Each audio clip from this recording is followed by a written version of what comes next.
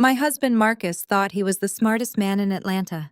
As the CEO of a rising tech startup, he loved telling everyone how he built his empire from scratch, while I just consulted on the sidelines. So when I caught him openly caressing his 28-year-old public relations director at his biggest investor gala, and he told me to walk out, if I could not handle it, I did exactly that. I walked out. What he did not know was that the anonymous venture capital firm he was begging for a $50 million lifeline belonged entirely to me. Before I continue this story, let me know where you are watching from in the comments below. Hit like and subscribe if you have ever had to show an arrogant man exactly who is really in charge. The ballroom at the Four Seasons Hotel in Atlanta was buzzing with the city elite. It was the Series B funding gala for Pierce Tech, my husband's software company. The room smelled of expensive cologne, roasted prime rib, and sheer desperation. Soft jazz played from a live band in the corner, providing a sophisticated soundtrack to the absolute hypocrisy unfolding right in front of my eyes. I stood perfectly still, near a towering arrangement of white orchids, wearing a floor-length black silk gown. To anyone else in the room, I was exactly what I appeared to be. Maya Pierce, the quiet, supportive, and incredibly fortunate wife of Atlanta's next tech billionaire. I held a crystal flute of sparkling water, maintaining a polite smile as I watched my husband work the room. Marcus was 36 years old, undeniably handsome, and wearing a custom-tailored charcoal suit that cost more than my first car. He was projecting the flawless image of a visionary tech founder, shaking hands, flashing his perfect teeth, and selling a dream that I knew was entirely hollow. I knew it was hollow because I knew the numbers. For years, Marcus had belittled my career.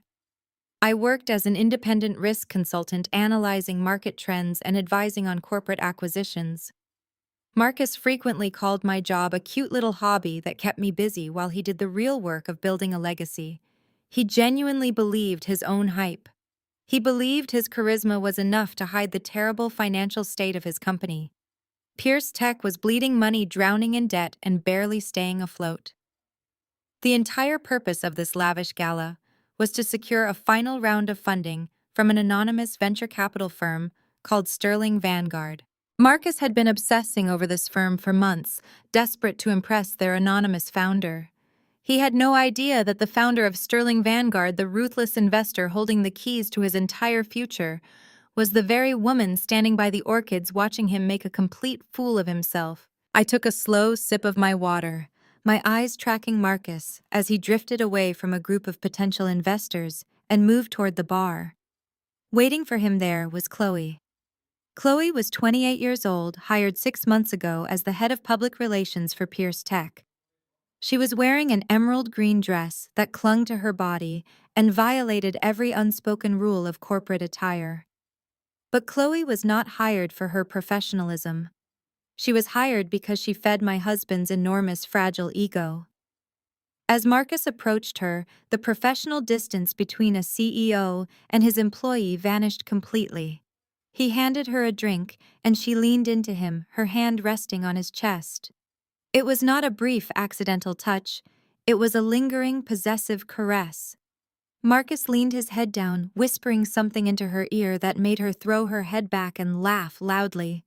Then, right in the middle of a room filled with Atlanta's wealthiest investors, my husband slid his hand down to the small of her back, resting it there with a familiarity that made my stomach turn.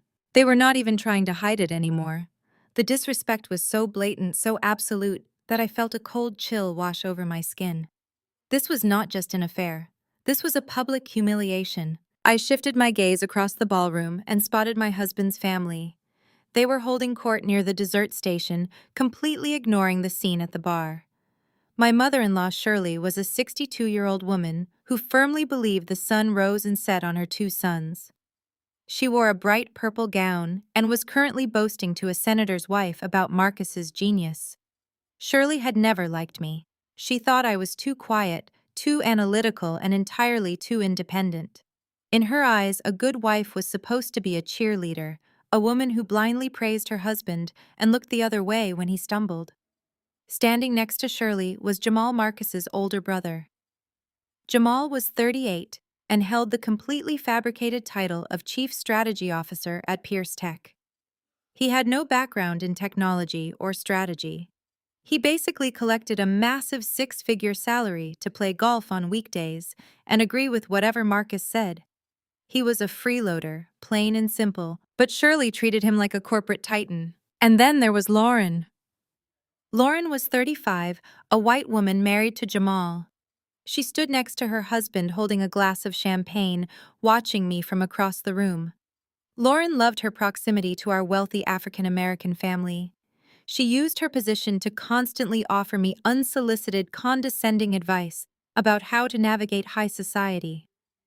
Whenever Marcus neglected me, Lauren would put on a sympathetic face and use her soft, patronizing voice to tell me that I just needed to be more elegant, more accommodating, less demanding. She loved playing the peacekeeper while quietly enjoying my isolation. I watched Lauren follow my gaze toward Marcus and Chloe at the bar. Lauren saw exactly what I saw. The intimate touching, the whispered secrets, the undeniable reality of my husband's infidelity. Lauren simply took a sip of her champagne, gave me a tight, pitying smile, and turned back to her conversation. The entire family was complicit. They all knew, and they all expected me to swallow my pride and endure it for the sake of the family image. I took a deep breath. The air in my lungs felt sharp and clean. I was not going to be the tragic, heartbroken wife. I was not going to cause a screaming match and give Lauren a reason to call me angry or emotional. I was going to handle this the way I handled bad investments. I set my glass down on a passing waiter's tray, smoothed the silk of my black dress, and began walking toward the bar. My posture was perfect. My face was a mask of pleasant serenity. I glided through the crowd, nodding politely to investors I recognized, maintaining the illusion of absolute control. As I approached the bar, Chloe noticed me first. The wide, flirtatious smile on her face faltered for a fraction of a second before she recovered, her eyes hardening into a challenge. She deliberately did not step away from Marcus. She stayed exactly where she was, her hip brushing against his thigh. Marcus finally turned and saw me. He did not pull his hand away from her back. He simply looked at me with a mixture of annoyance and superiority. "Are you enjoying the evening, Marcus?" I asked, my voice smooth and conversational. The jazz music swelled in the background, masking our conversation from the guests just a few feet away. "It is a crucial night," Maya Marcus replied, his tone dismissive. "We are celebrating. Chloe here just finalized the press packet for the Vanguard acquisition. She is doing incredible work for this company." Chloe smirked, lifting her chin. "Thank you, Marcus. I just want what is best for the team." I looked at Chloe. I looked at the hand resting on her waist. Then I looked directly into my husband's eyes. I kept my voice incredibly soft, dropping it to a whisper meant only for him. "Marcus, you are making a spectacle of yourself. Remove your hand from her waist, step away from the bar, and remember that you have investors in this room who value discretion. Do not humiliate me in public." Marcus's jaw tightened. The charming facade dropped instantly, replaced by the arrogant, defensive man I had come to know all too well behind closed doors. He glanced around the room, then suddenly grabbed my elbow, his grip tight enough to bruise. He pulled me away from the bar, steering me past a row of decorative columns and down a quiet, dimly lit hallway leading to the hotel private meeting rooms. The heavy mahogany doors and thick patterned carpet muffled the sounds of the jazz band, creating a suffocating silence between us. When we were finally out of sight from the main ballroom, Marcus let go of my arm and spun around to face me. His eyes were blazing with a furious, unhinged energy. "What is wrong with you?" he hissed, pointing a finger directly at my chest. "Do you have any idea how important tonight is to this family? Do you know what is on the line?" I smoothed the fabric of my dress where he had grabbed me, keeping my expression entirely blank. I refused to give him the satisfaction of seeing me flinch. "I know exactly what is on the line, Marcus," I said, my voice cold and unwavering. "That is why I am telling you to act like a professional instead of a teenager at a nightclub. You are openly caressing your subordinate in front of the exact people you are begging for financial salvation." Marcus let out a harsh, mocking laugh that echoed off the hallway walls. Begging, he repeated, stepping closer to use his physical height to intimidate me. I am not begging anyone, Maya. Sterling Vanguard is lucky to even have the opportunity to look at my technology. I am the prize here. I am the visionary. And as for Chloe, she is the one who secures the bag. She networks. She brings the right people to the table. She actually helps build this empire. What do you do? He did not wait for my answer. He paced a tight circle in the narrow hall, waving his hands in exaggerated frustration. You sit at home playing on your laptop, doing your little risk consulting for companies nobody cares about. You do not understand how real business works. You do not understand the pressure I am under to keep this entire family afloat. Chloe gets it. She supports me. She makes me feel like the CEO I am. You just drag me down with your endless rules and your boring, safe mentality. I glanced past his shoulder toward the entrance of the hallway. Chloe had followed us, stopping just outside the shadows. She stood framed by the warm light of the ballroom, holding her cocktail. She met my gaze and gave a slow, deliberate smirk, raising her glass to her lips in a silent, mocking toast. She knew exactly what she was doing. She wanted me to see that she had won, that she had completely captivated my husband, and that he was willing to defend her against his own wife. I turned my attention back to Marcus. The arrogance radiating from him was almost suffocating. He actually believed he was a self-made titan of industry. He had completely forgotten the early days of our marriage when we lived in a tiny apartment, and I used my consulting salary to pay our rent so he could focus on coding his first software prototype. He had forgotten the late nights I spent reviewing his terribly drafted contracts, fixing his amateur business plans, and encouraging him when he wanted to quit. I had been the silent architect of his initial success. But the moment he got his first taste of real investor money, he changed. The ambition mutated into pure narcissism. The confidence turned into cruelty. He truly believed he had done it all by himself, and he believed I was nothing but a parasite feeding off his genius. I looked at him, absorbing his delusion. He expected me to cry. He wanted me to break down, to beg him to reconsider, to apologize for ruining his mood, so I could quietly walk back into the ballroom and play the obedient wife. That was exactly what his mother Shirley would have told me to do. That was exactly what his sister-in-law Lauren would have advised me to do. Keep sweet, stay quiet, and let the man lead. You demand respect from me, Marcus sneered, his voice dropping to a vicious whisper. You should be demanding a reality check. I am the one putting a roof over your head. I am the one driving the luxury cars. I am the one putting the Pierce name on the map. You are just along for the ride. You are dead weight, Maya. I am tired of your constant complaining and your rigid attitude. I am tired of you acting like you are somehow better than me and my family.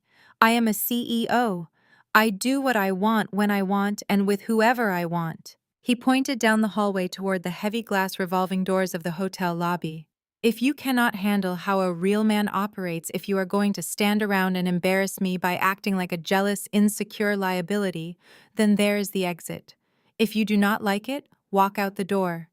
Do not ruin my night. The silence in the hallway was heavy, broken only by the rhythmic ticking of an antique grandfather clock against the wall. I stood there staring at the man I had married 5 years ago. He thought he held all the power. He thought his cruel ultimatum would put me back in my place.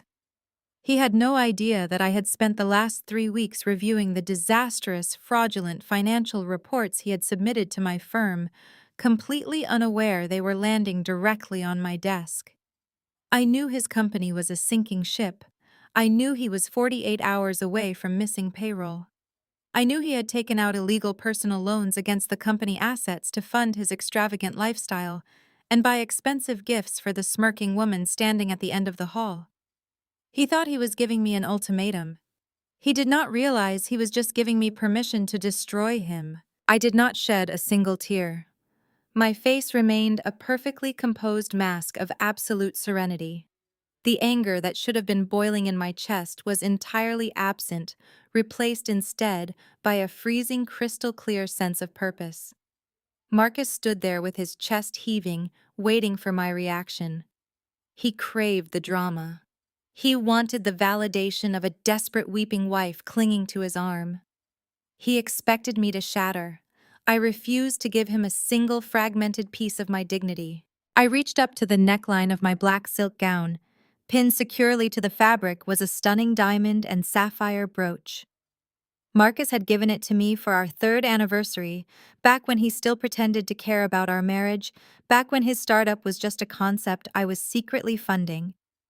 It was the only piece of jewelry he had ever bought me with his own money before he started drowning his company in irresponsible debt. My fingers were perfectly steady as I unclasped the pin. Marcus frowned, his arrogant posture faltering for a fraction of a second. "What are you doing?" he asked, his voice losing a bit of its aggressive edge. I pulled the brooch free.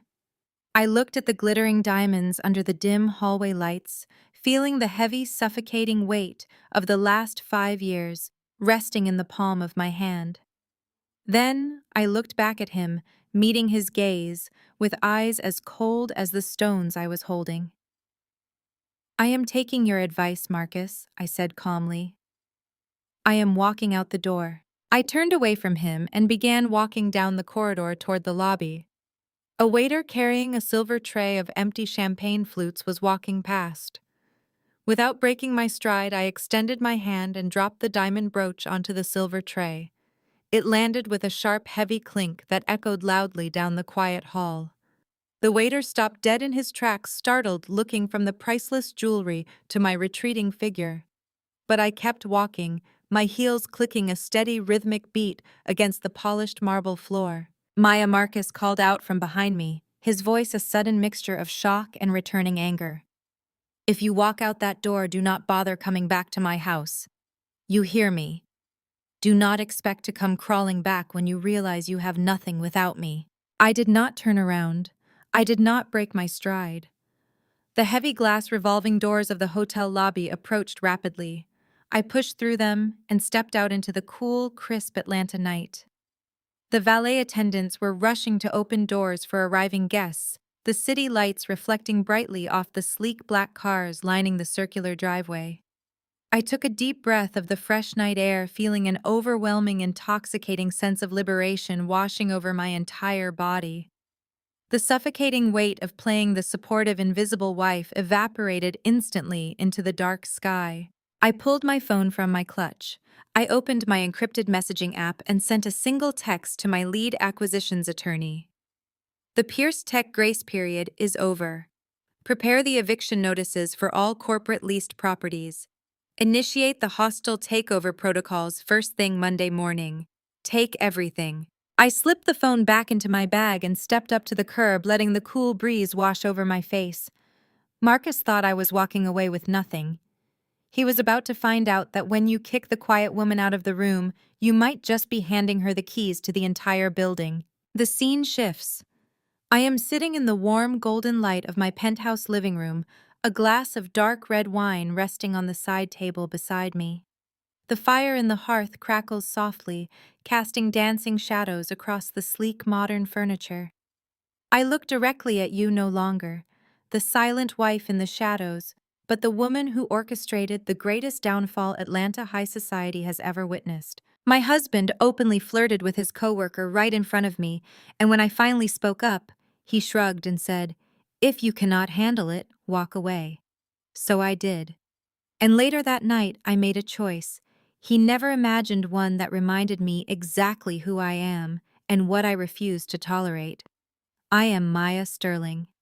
To the world, I was just a consultant, married to a visionary tech CEO. To Marcus and his toxic, entitled family, I was a burden they tolerated for appearances. But in reality, I was the unseen force holding their entire fake empire together. They thought my silence was weakness. They thought my patience was submission. They assumed my lack of bragging meant a lack of power. They were absolutely wrong.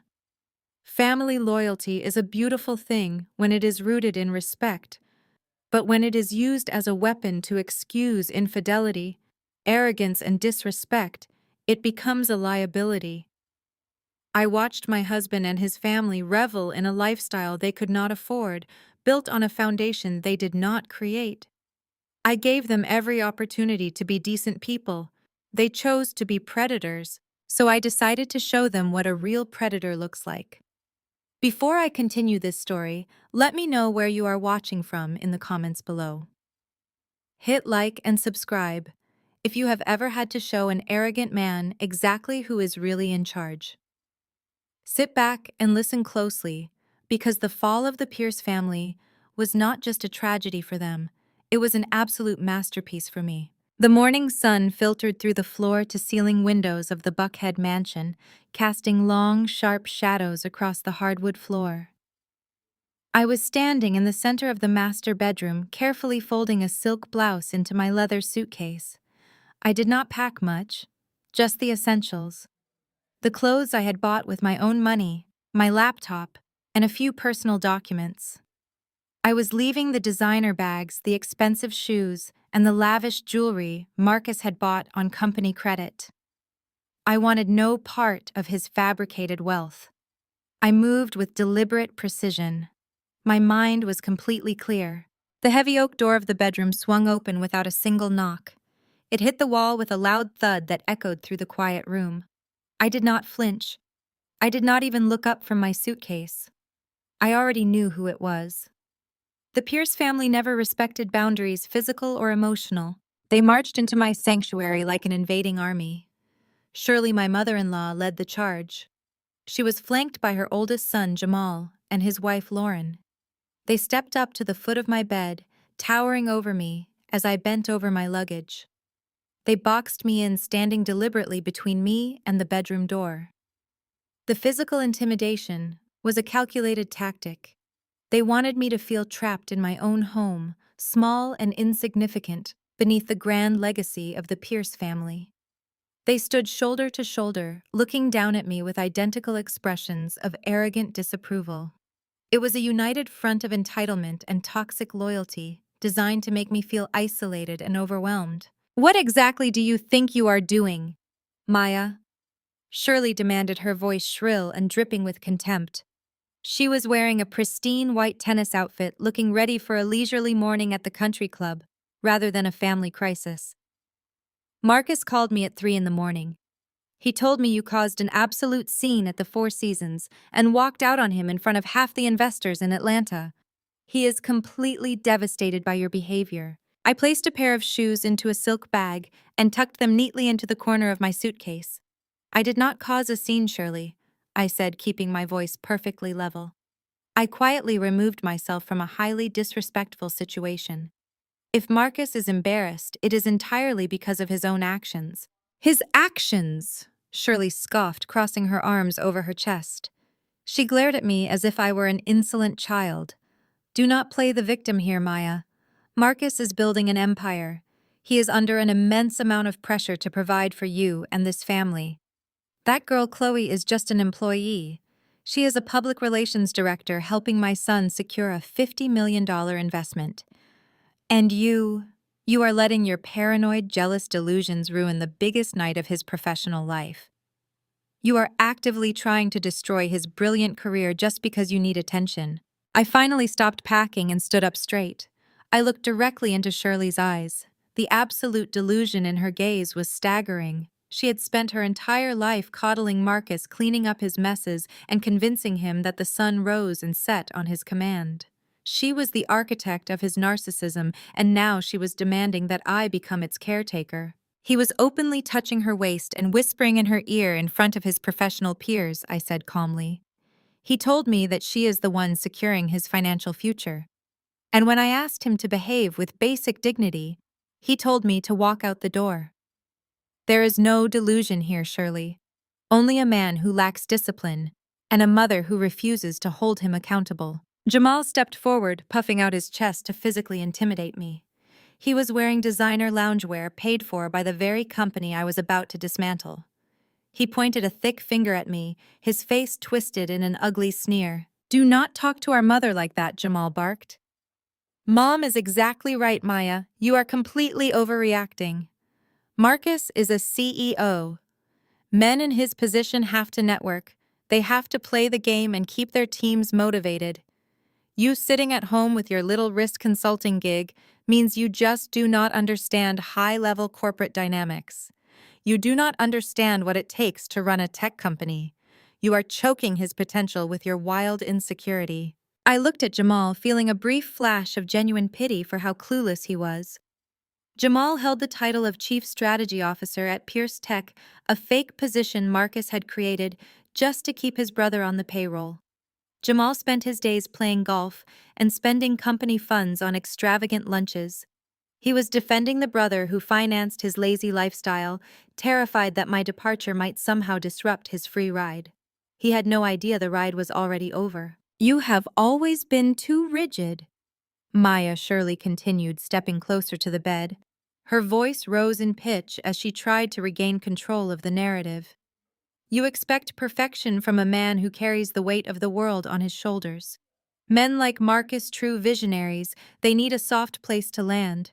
They need a wife who smiles, supports them, and understands the bigger picture. A good wife looks the other way when things get complicated. Instead, you humiliate him over a harmless conversation at a bar. You are acting like a crazy, unhinged woman who wants to see her own husband fail. Shirley took another step closer, her perfectly manicured finger pointing directly at my face. You listen to me, Maya. Marcus is the prize. Do you understand that? There are hundreds of women in this city who would kill to be in your position, who would happily ignore a few late nights and a few flirty employees just to bear the Pierce name. You are easily replaceable. If you walk out of this house today with that suitcase, I will make sure my son never lets you back in. I will make sure you get absolutely nothing in the divorce. I reached for the zipper of my suitcase and closed it with a smooth, continuous motion. The metallic sound seemed to slice through the heavy tension in the room.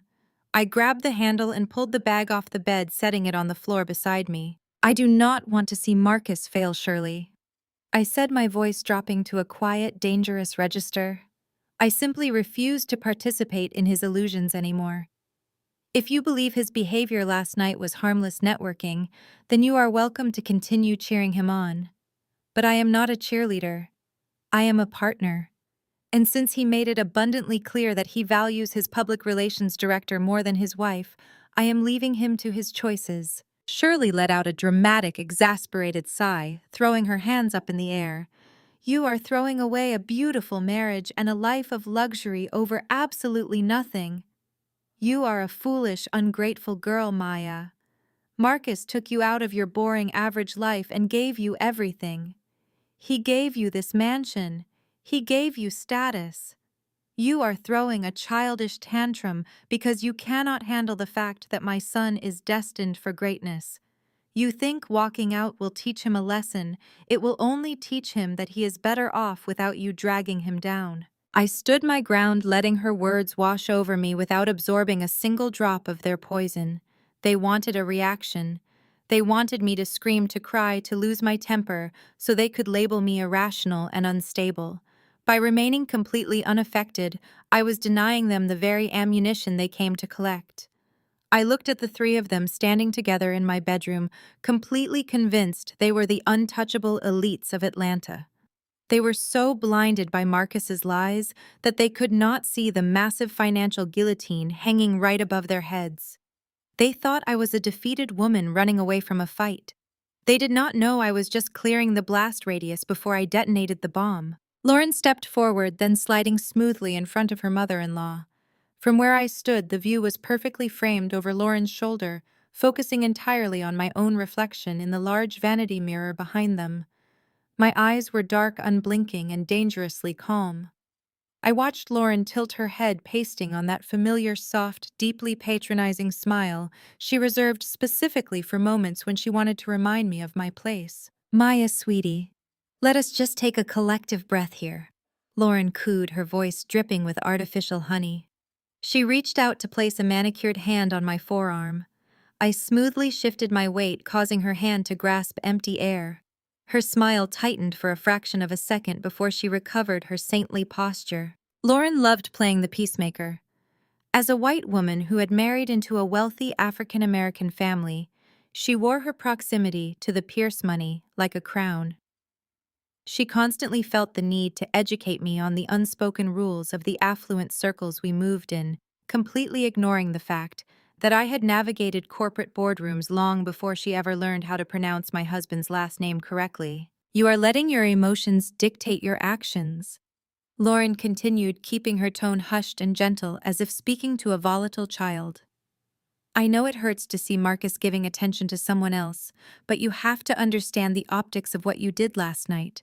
When you are married to a man of Marcus's caliber, you simply cannot act out in public. You do not want to fall into that angry black woman stereotype, do you? It is just not a good look for the Pierce family brand. We have a reputation to uphold. The sheer audacity of her words hung in the air, thick and suffocating. A white woman standing in my bedroom lecturing me about the angry black woman trope while defending my husband's blatant infidelity, all in the name of protecting a family brand that was currently drowning in millions of dollars of hidden debt. The irony was so rich I could practically taste it. I looked at Lauren, noting the subtle gleam of triumph in her eyes. She enjoyed this. She enjoyed seeing me packed and ready to leave because it meant she would finally be the uncontested matriarch in waiting. She wanted me to snap.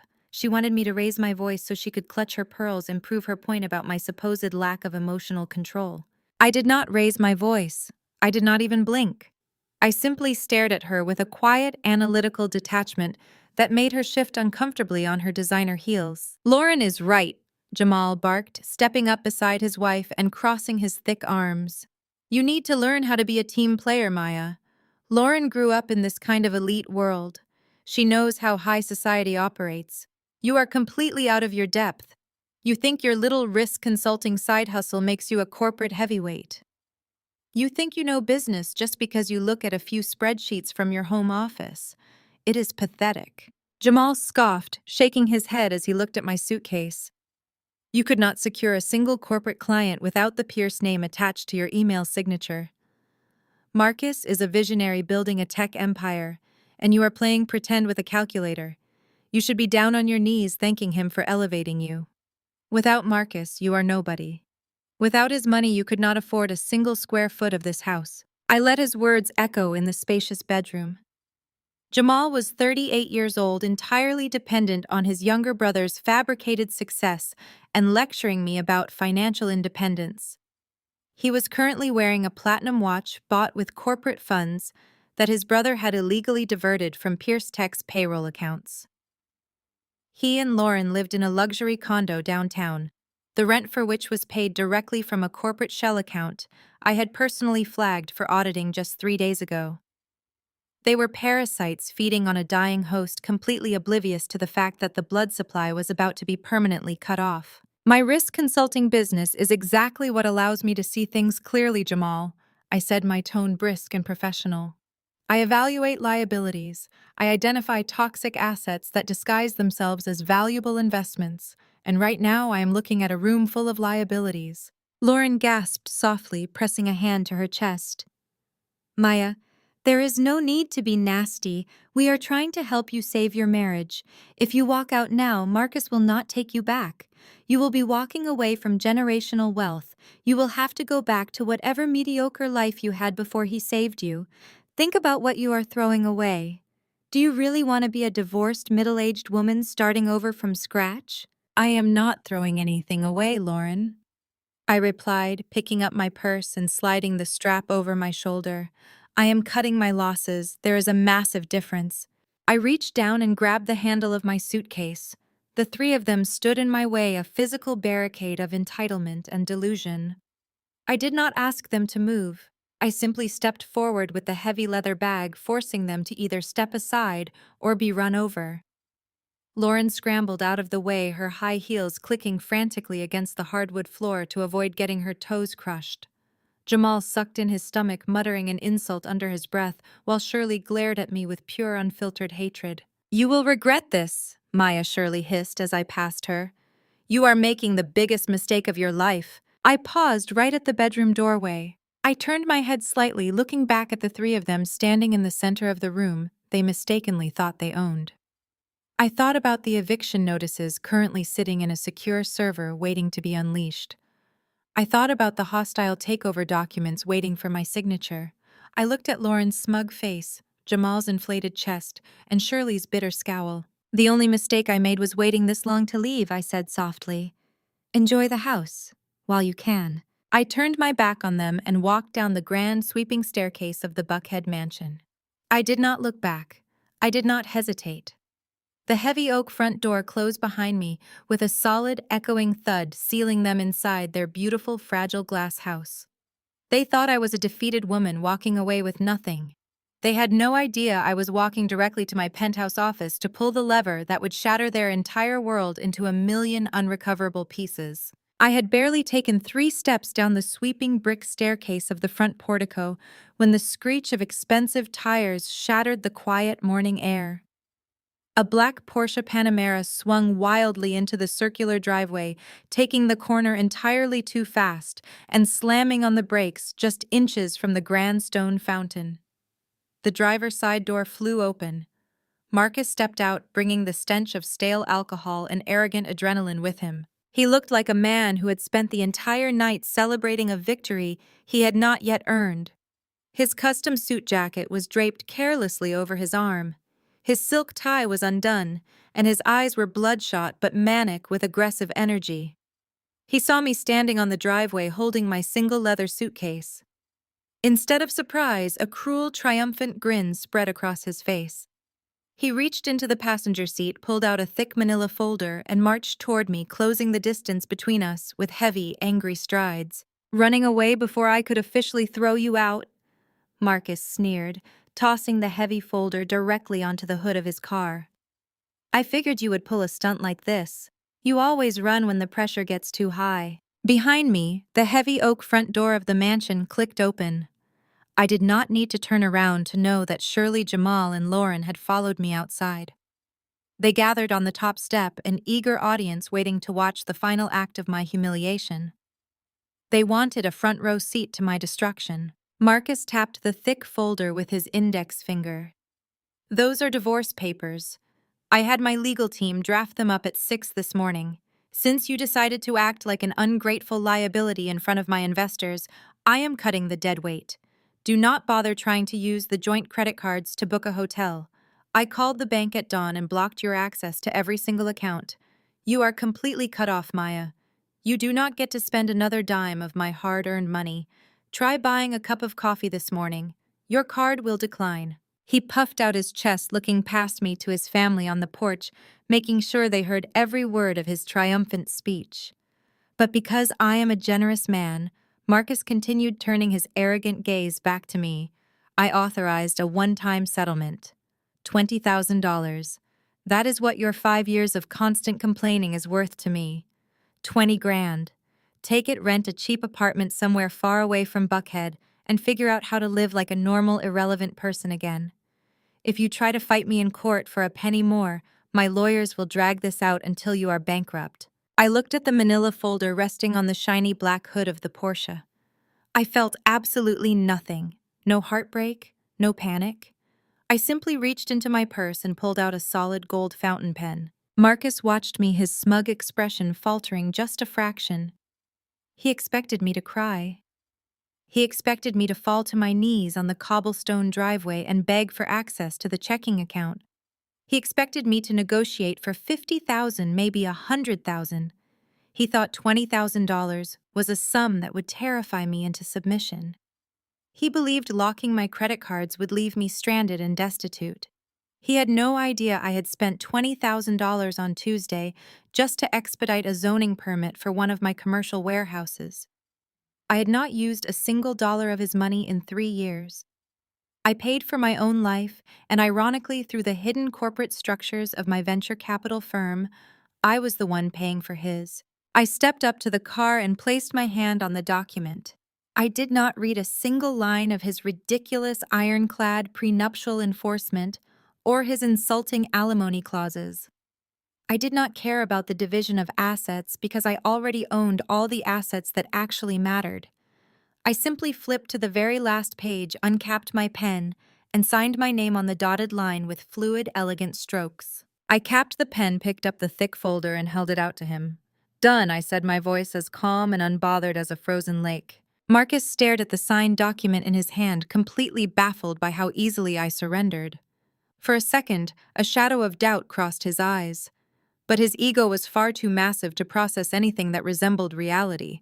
He quickly masked his confusion with a loud, booming laugh. He turned toward the sweeping staircase, holding up the folder like a championship trophy. You see that he shouted to his mother and brother. She knows she has absolutely no leverage. She knows she is nothing without us. The reaction from the porch was immediate and vicious. Shirley clapped her hands together, letting out a sharp, vindictive cackle that echoed across the manicured lawn. "Good riddance," she yelled from the steps, pointing a finger at me. "I told you she was weak, Marcus. Let her go back to the gutter where she belongs." Jamal whistled loudly, shaking his head and mocking me. "Have fun taking the bus, Maya. Do not forget to check the public transit schedule on your way out of our neighborhood." Lauren just stood beside her husband, smiling her tight, patronizing smile, undoubtedly already planning how she would redecorate my home office and move her own clothes into my vacant closet. They were laughing. They were celebrating my departure as if they had just won a lottery. They were so utterly convinced of their own superiority. A sleek black luxury SUV pulled smoothly into the circular driveway, gliding up right behind Marcus's leased Porsche. My private driver stepped out. He was impeccably dressed in a dark suit, and he wordlessly walked over to take my leather suitcase from my hand, placing it carefully into the spacious trunk.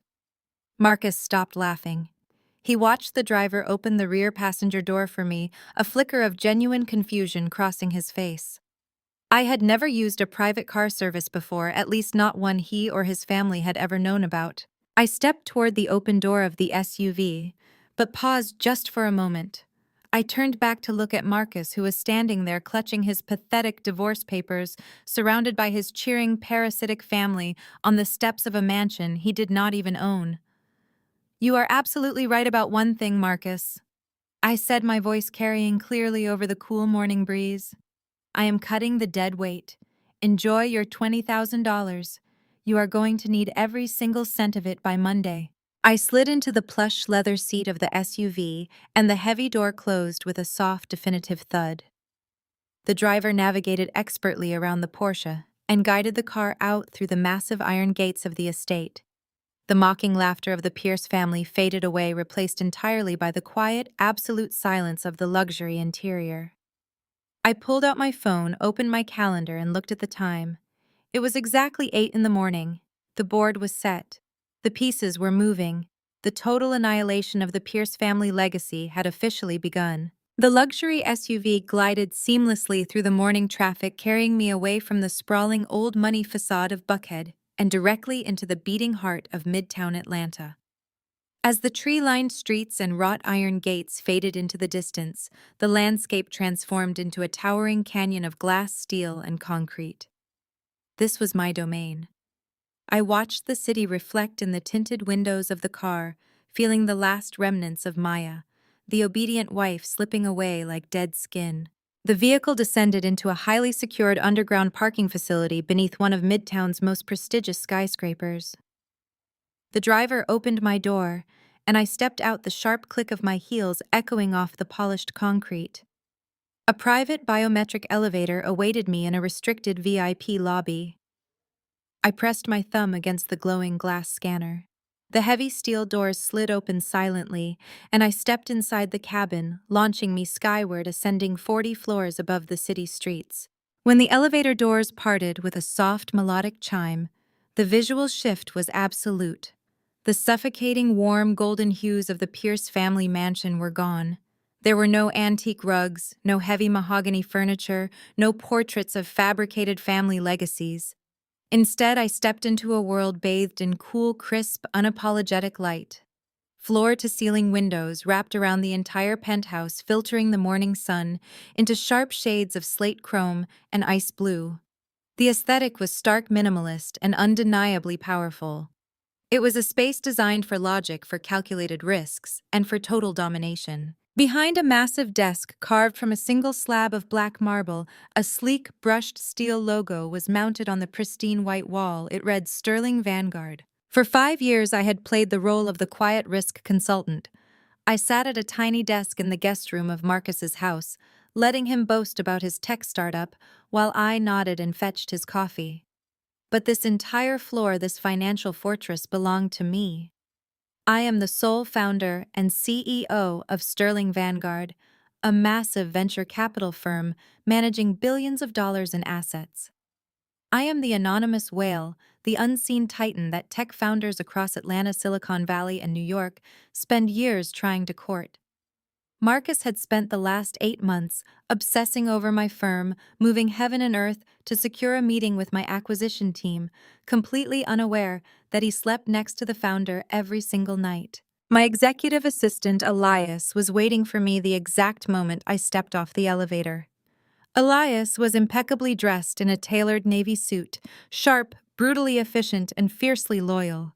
He handed me a steaming cup of black coffee and a sleek digital tablet without me having to utter a single word. "Good morning, Maya," Elias said, his voice matching the calm, clinical energy of the penthouse. "The transition documents have been prepared. The eviction notices for the Buckhead residential properties are fully drafted and awaiting your final authorization. The legal team has also finalized the hostile takeover paperwork for Pierce Tech." I took the tablet from him, taking a slow sip of the bitter dark coffee. I walked past the reception area, moving down the wide glass-walled corridor that led to my private corner office. Dozens of top-tier financial analysts were already at their desks, their eyes glued to dual monitors tracking global markets. They nodded respectfully as I passed. In this building, I was not someone's emotional liability or a decorative accessory. I was the absolute authority. I entered my office, a sprawling corner suite that offered a panoramic, commanding view of the Atlanta skyline. I set my coffee down on my pristine desk and tapped the screen of the tablet. The display lit up with a disastrous, chaotic web of financial ruin. It was the complete, unfiltered financial profile of Pierce Tech. Marcus truly believed he was a genius, but his books were an absolute joke. Looking at the data, it was almost laughable how quickly he had destroyed the solid foundation I had secretly helped him build years ago. He had severely inflated his revenue projections to attract early investors. He had hidden millions of dollars in toxic debt through a series of messy shell companies. But his most fatal mistake was how he funded his arrogant, lavish lifestyle. Marcus had unlawfully used corporate funds to lease the Buckhead mansion. He used company accounts to finance his fleet of luxury cars, to pay for Jamal's fake executive salary, and to purchase Chloe's designer wardrobe. He thought he was a brilliant mastermind playing the system to live like a king. He did not know that the holding company he was leasing the mansion and the cars from was a quiet, unassuming subsidiary of Sterling Vanguard. I practically owned the roof over his head, the leather seats in his Porsche, and the very servers his software ran on. He was renting his entire life from the wife he had just thrown out on the street. "He is completely leveraged," Maya, Elias said, stepping into my office and standing at attention by the door. "Pierce Tech is scheduled to miss payroll by Friday. His bridge loans have all defaulted. The $50 million Series B investment he was expecting from us today is the only thing keeping him out of federal bankruptcy court." I swiped through the documents on the tablet, my eyes tracking the massive deficits Marcus had accumulated. He had spent the entire gala last night celebrating a lifeline he had not even secured, yet groping his public relations director while spending money he did not have. He had handed me divorce papers with a $20,000 settlement, acting like he was a god offering a peasant a crumb. He had no idea he was currently worth negative $12 million. Elias watched me, waiting for his instructions. "Are we declining the funding round today?" he asked politely. I looked up from the tablet, meeting Elias's gaze. The cool blue light of the office reflected in the glass behind him. I felt a surge of absolute, predatory focus. Declining the funding simply lets him declare bankruptcy and walk away with a victim narrative, I said, my voice smooth and calculated. Marcus loves to play the brilliant martyr. If I just say no, his mother and his brother will spend the rest of their lives coddling him, blaming the ruthless market for his failure. They will never learn their lesson. I set the tablet down on my desk and leaned back in my leather chair, looking out over the city he thought he conquered. "We are not declining the funding, Elias," I instructed. "We are changing the terms." Buy up every single piece of his outstanding debt from his secondary creditors. Call in the leases on the Buckhead property and the vehicles immediately. I want them rendered completely homeless and carless before noon, and prepare the boardroom for a 3 o'clock meeting. Marcus is going to come here today expecting a $50 million check to save his life. Instead, I am going to foreclose on his entire existence. Elias gave a sharp understanding nod, a faint smirk playing at the corners of his mouth. Consider it done. I will have the bailiffs dispatched to the Buckhead estate immediately. As Elias left the office to execute my orders, I turned my chair to face the sprawling window. The sun was fully up now, bathing the skyscrapers of Atlanta in a harsh, unforgiving light. I thought about Lauren's patronizing voice, telling me to know my place. I thought about Jamal telling me I was nothing without Marcus's money. I thought about Shirley screeching that I was throwing away a life of luxury. They had worshipped a false idol, blinded by their own toxic entitlement. They wanted to cast me out of their fake kingdom. They were about to discover what happens when you anger the architect who built the castle. The game of being the good wife was permanently over. The era of the ruthless CEO had begun. I sat at my desk, the morning sun casting a slow, sweeping glare across the polished glass and black marble surface. I tapped the screen of my tablet, diving deeper into the labyrinth of Marcus's financial ruin. I wanted to see every single crack in his foundation. I wanted to examine the exact anatomy of his failure. I opened the master ledger for a holding corporation named Apex Holdings, LLC. Apex Holdings was the landlord of the magnificent Buckhead estate where Marcus and his family were currently popping champagne. 2 years ago, Marcus had signed a lease agreement with Apex. He proudly told his mother he bought the house in cash. He told his brother Jamal it was a testament to his tech genius. He had paraded me through the foyer, acting like a king welcoming his peasant wife into his castle. He never bothered to look past the generic corporate name on his monthly rent invoices. He never employed a real lawyer to vet the property management group. If he had dug just one layer deeper, if he had done the basic risk analysis he always mocked me for doing, he would have found that Apex Holdings was a direct subsidiary of Sterling Vanguard. I literally owned the roof over his arrogant head. I swiped to the next document. The vehicle leases, the sleek black Porsche Panamera he drove like a chariot, the Range Rover his brother Jamal used to shuttle Lauren to country club luncheons, the Mercedes SUV his mother paraded around town in treating valet drivers like absolute garbage. They were all leased through a premier commercial fleet provider in Atlanta. And who bought out that provider's debt portfolio last quarter? Sterling Vanguard. He was driving my cars. His entire family was riding on my tires. I opened the payroll ledger for Pierce Tech and located Chloe's compensation package. Marcus had given her a massive salary bump 3 months ago, alongside an exorbitant signing bonus that his company absolutely could not afford. He had authorized those payments using a short-term commercial bridge loan, a loan that was quietly underwritten by my firm. I was literally paying the salary of the woman my husband was sleeping with. The realization did not sting. It only sharpened my focus. Every expensive cocktail he bought her, every hotel room he booked, every lavish gift he handed her to secure her loyalty.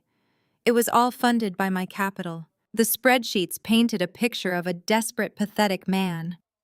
Marcus was a facade constructed entirely out of high-interest loans and borrowed time. He was 90 days behind on the mansion lease. He had missed 2 consecutive payments on the car fleet. He was actively siphoning his company operational budget to keep up appearances, committing blatant corporate fraud to pay for tailored suits and a fake billionaire lifestyle. He thought the $50 million Series B injection from my firm would magically wipe his slate clean. He planned to use my venture capital to quietly cover his embezzlements, pay off the leases, and keep playing the untouchable tech bro. He actually believed he had outsmarted the system. I sat back in my leather chair and let the sheer poetic audacity of his ignorance wash over me. For 5 years he had called me a liability. He had tossed a $20,000 divorce settlement at me this morning, assuming I would be destitute and terrified. He had laughed with his family, mocking my modest consulting business. The irony was so profound it was almost beautiful. My risk consulting background was exactly what taught me how to structure an impenetrable corporate fortress.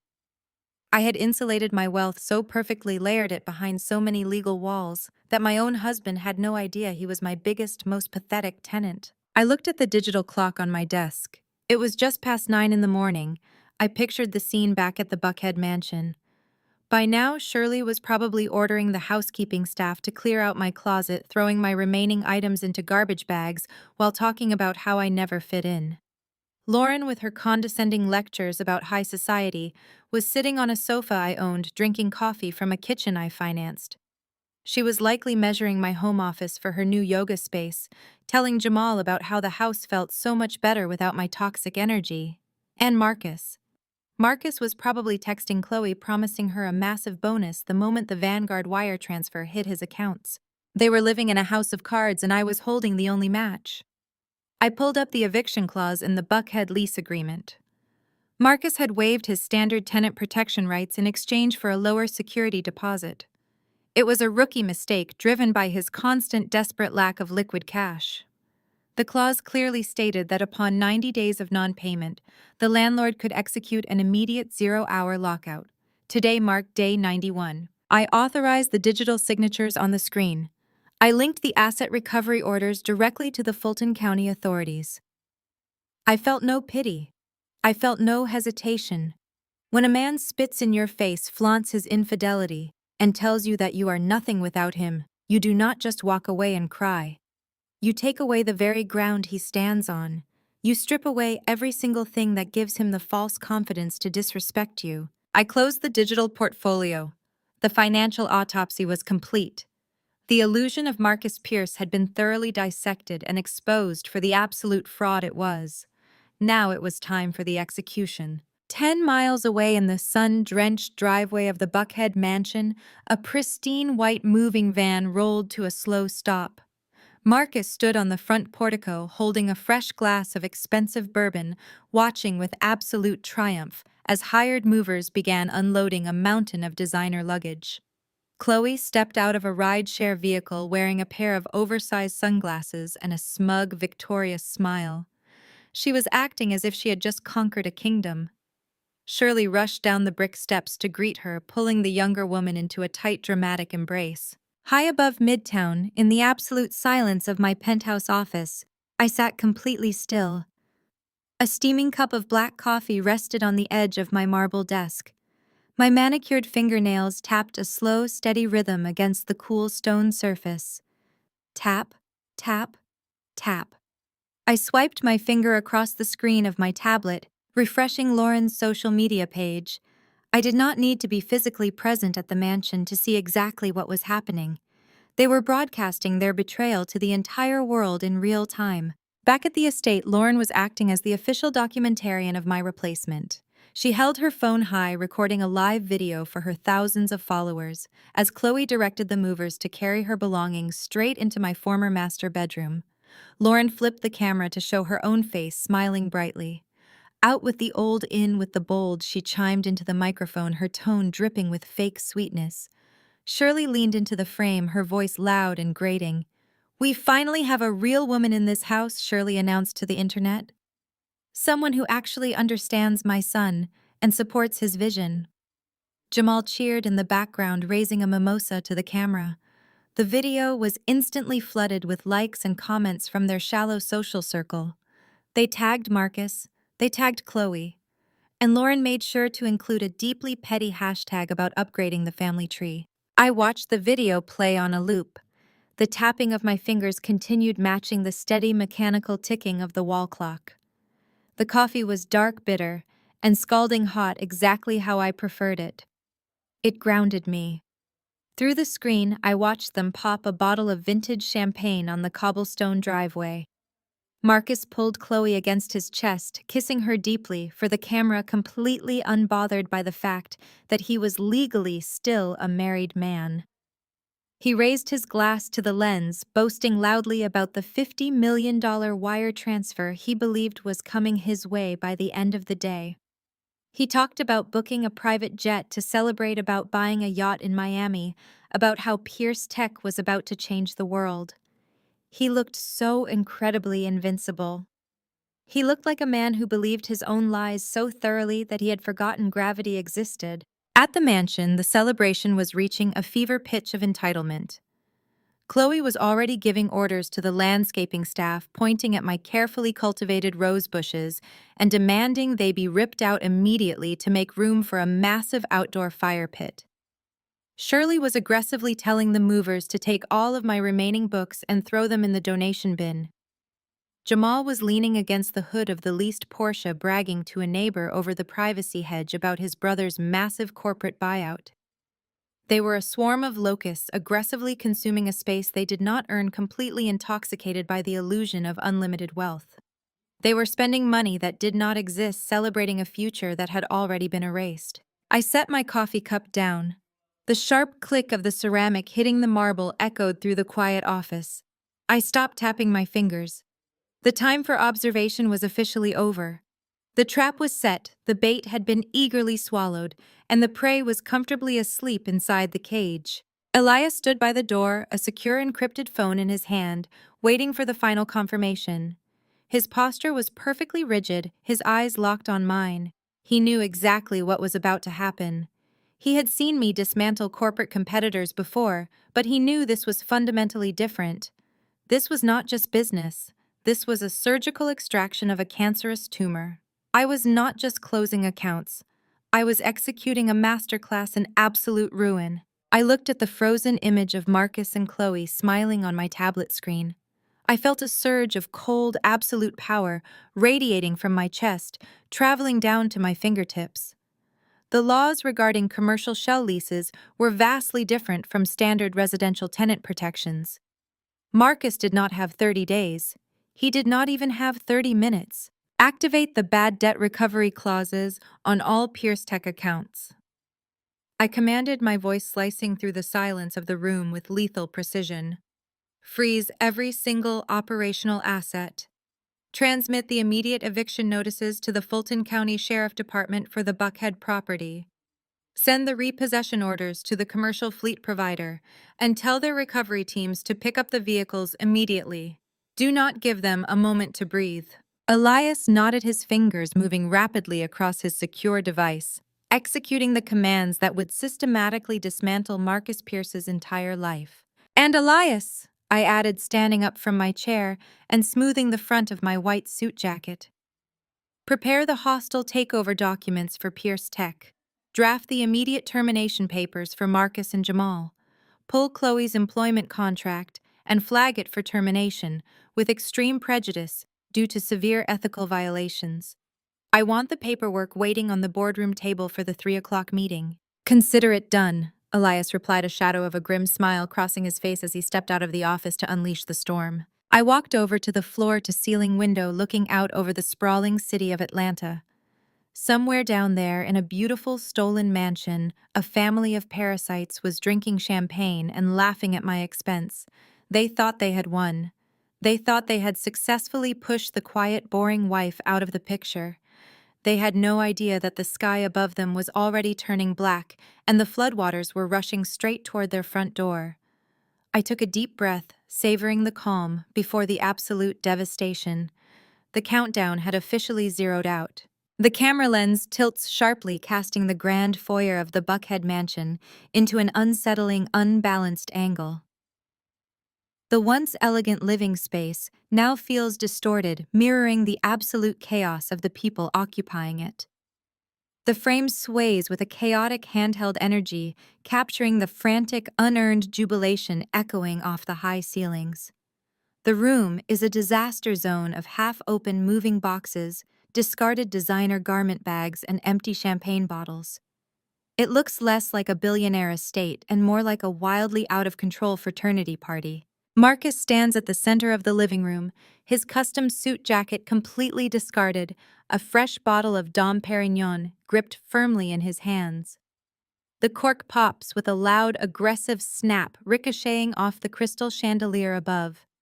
Chloe squeals in delight, holding out a delicate glass to catch the overflowing foam. She has already kicked off her heels, walking barefoot across the expensive Persian rug as if she had held the deed to the property for years.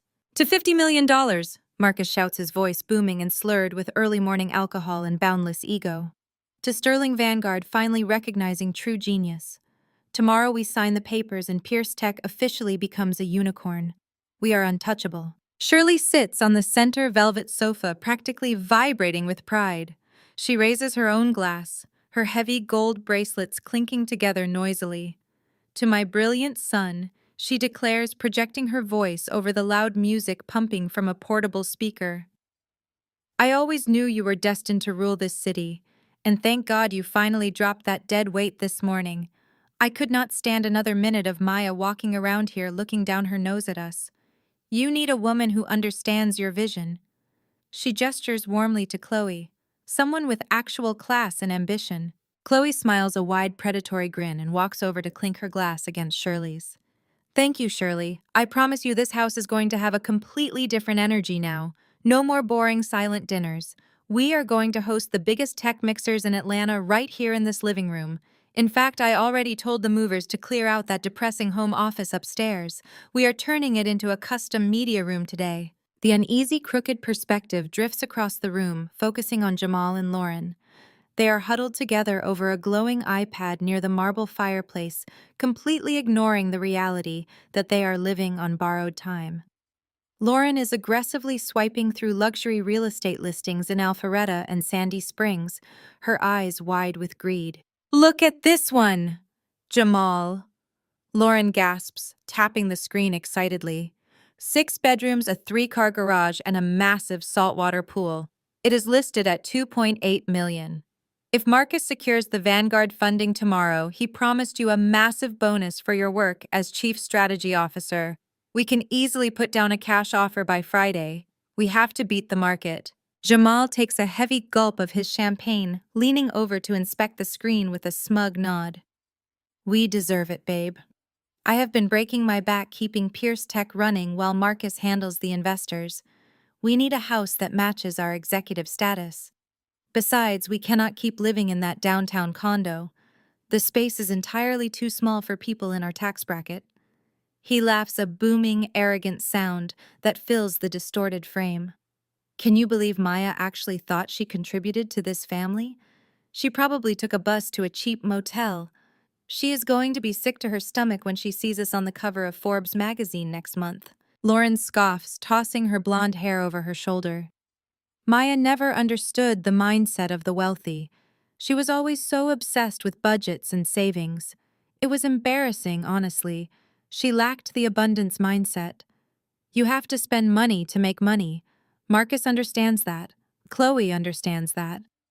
Maya was just a small-minded woman who got lucky your brother even looked her way. The camera pans rapidly back to Marcus. He pulls Chloe by the waist, spinning her around in a clumsy, alcohol-fueled dance step. They are trapped in a perfect, impenetrable bubble of their own making. Every word out of their mouths is a testament to their greed, their severe financial illiteracy, and their profound cruelty. They do not feel an ounce of remorse for throwing a woman out of her home just hours prior. They feel only absolute victory. They believe the champagne in their glasses is the taste of a permanent, unshakable triumph. Call the yacht broker in Miami. Marcus orders Jamal, barely breaking his stride as he dances with Chloe. I want to charter a 90-footer for the weekend. We will fly down on a private jet right after the Vanguard meeting tomorrow afternoon. Just put the deposit on the corporate card. The Vanguard funds will clear the account before the charge even posts. Jamal gives a sloppy, exaggerated salute. Consider it done, boss. I will book the jet right now. Shirley watches her 2 sons, tears of absolute joy welling in her eyes. This is exactly what your father would have wanted for you boys, she says dramatically, pressing a hand to her chest. Total financial freedom. You have conquered Atlanta. Nobody can tell the Pierce family what to do ever again. Chloe breaks away from Marcus, grabbing her phone from the kitchen island to record another video for her social media. She pans the camera around the room, making sure to capture the soaring high ceilings and the expensive artwork hanging on the walls. Just moved into the new estate, she says into the camera, blowing a kiss to her followers. celebrating a massive corporate win today with the best team in the world. Big things coming for Pierce Tech. Stay tuned. The sound of their laughter is sharp and grating. The morning sunlight pouring through the massive windows feels artificially bright, illuminating the dust motes dancing in the air and the sheer mess they have made of the pristine living room. Marcus tosses his empty glass onto a velvet armchair, not caring that a few leftover drops of champagne stain the expensive fabric. It is not his furniture. He does not care. He thinks he owns the entire world. The camera slowly tilts further, the severe angle becoming even more pronounced, creating a deep sense of impending vertigo. The music they are playing is loud and boastful, vibrating through the floorboards. They are entirely deaf to the outside world. They are blind to the reality creeping up their long manicured driveway. They are dancing on the deck of a sinking ship, completely unaware that the hull has already been ripped wide open and the freezing water is rushing straight toward their front door. The glass of Dom Perignon catches the morning light, sparkling with absolute arrogance as Marcus holds it high. Suddenly, the shallow depth of field shifts. The champagne glass blurs into a hazy golden smudge, and the massive bay window behind it snaps into razor-sharp focus. Brilliant, rhythmic flashes of red and blue light cut through the morning sun, painting the pale walls of the living room in urgent, alarming colors. The heavy bass of the portable speaker is instantly drowned out by the deafening wail of multiple police sirens echoing up the long, manicured driveway. The music stops abruptly. Jamal fumbles with his phone to kill the Bluetooth connection. The sudden silence in the mansion is thick and terrifying. A heavy, authoritative pounding rattles the solid oak front door. It is not a polite knock, it is the sound of the law. Marcus lowers his glass, a scowl twisting his face. He is not afraid. He is simply annoyed that someone dares to interrupt his victory lap. "Who the hell is that?" Shirley snaps, clutching her chest. "If that is the homeowner association complaining about the noise, I will buy out their entire board and fire them." Marcus sets his glass down with a sharp thud. "I will handle it. Probably just a noise complaint." "Lauren, grab my checkbook. I will pay whatever fine they want to write us and tell them to get off my property." He strides toward the foyer, throwing the heavy double doors wide open with an aggressive, entitled flourish. 4 Fulton County Sheriff deputies stand on the front portico, their hands resting cautiously on their duty belts. Standing at the center of the formation is a court-appointed bailiff holding a thick, heavy clipboard. Marcus Pierce, the bailiff, asks, his voice entirely devoid of emotion. Marcus scoffs, crossing his arms and leaning against the doorframe. "Yeah, that is me." "What is the problem, officer? If my music was too loud, just hand me the citation. I am expecting important corporate investors today, and I do not have time for local neighborhood disputes." The bailiff does not reach for a citation pad. Instead, he steps forward, handing Marcus a bright orange, legally stamped document. "This is not a noise complaint, Mr. Pierce. This is a 0-hour commercial eviction and asset seizure notice. By order of the Fulton County Superior Court, you and all occupants must vacate this premises immediately." Marcus stares at the paper, then lets out a loud, mocking laugh. He looks back at his family, shaking his head. "This is a joke. Someone has their wires crossed. I own this house. I bought it in cash 2 years ago. Get off my porch before I call the mayor." The bailiff does not smile. He flips a page on his clipboard and reads aloud. "According to the property deed recorded with the county, this estate is solely owned by Apex Holdings, LLC. You signed a commercial corporate lease agreement to occupy the premises. As of this morning, you are 91 days delinquent on your lease payments. Under the specific terms of your commercial waiver, your landlord has executed an immediate lockout." Marcus's face drops. The color drains from his cheeks, leaving a sickly pale gray in its wake. He snatches the paper from the bailiff's hand, his eyes scanning the dense legal jargon. He sees the name Apex Holdings, LLC. Then right beneath it, the parent company is listed in bold black ink. Sterling Vanguard, LLC. Marcus stops breathing. The champagne glass he was holding just moments ago seems to vanish from his mind. "No." Marcus stammers, his voice suddenly weak and completely stripped of its previous bravado. "No, this is impossible. Sterling Vanguard is my investor. They are wiring me $50 million today. They would not evict me." There is a mistake. There is no mistake, a new voice interrupts. A sleek black town car pulls up behind the squad cars. A sharp-suited attorney steps out holding an identical manila folder. He walks up the steps adjusting his tie with cool professionalism. I represent Sterling Vanguard, the attorney states, handing a secondary stack of papers to Marcus. My client instructed me to inform you that your Series B funding application has been denied due to massive financial fraud, misrepresentation of assets, and gross misuse of corporate funds. Furthermore, Sterling Vanguard has purchased all of your outstanding secondary debt. We are calling in every single loan. Shirley pushes her way to the front door, her purple gown rustling loudly. You cannot do this to us. My son is a billionaire. Do you know who we are? I demand to speak to whoever is in charge of this Vanguard company immediately. The attorney looks at Shirley with profound pity. Ma'am, the CEO of Sterling Vanguard personally authorized this action at 8:05 this morning.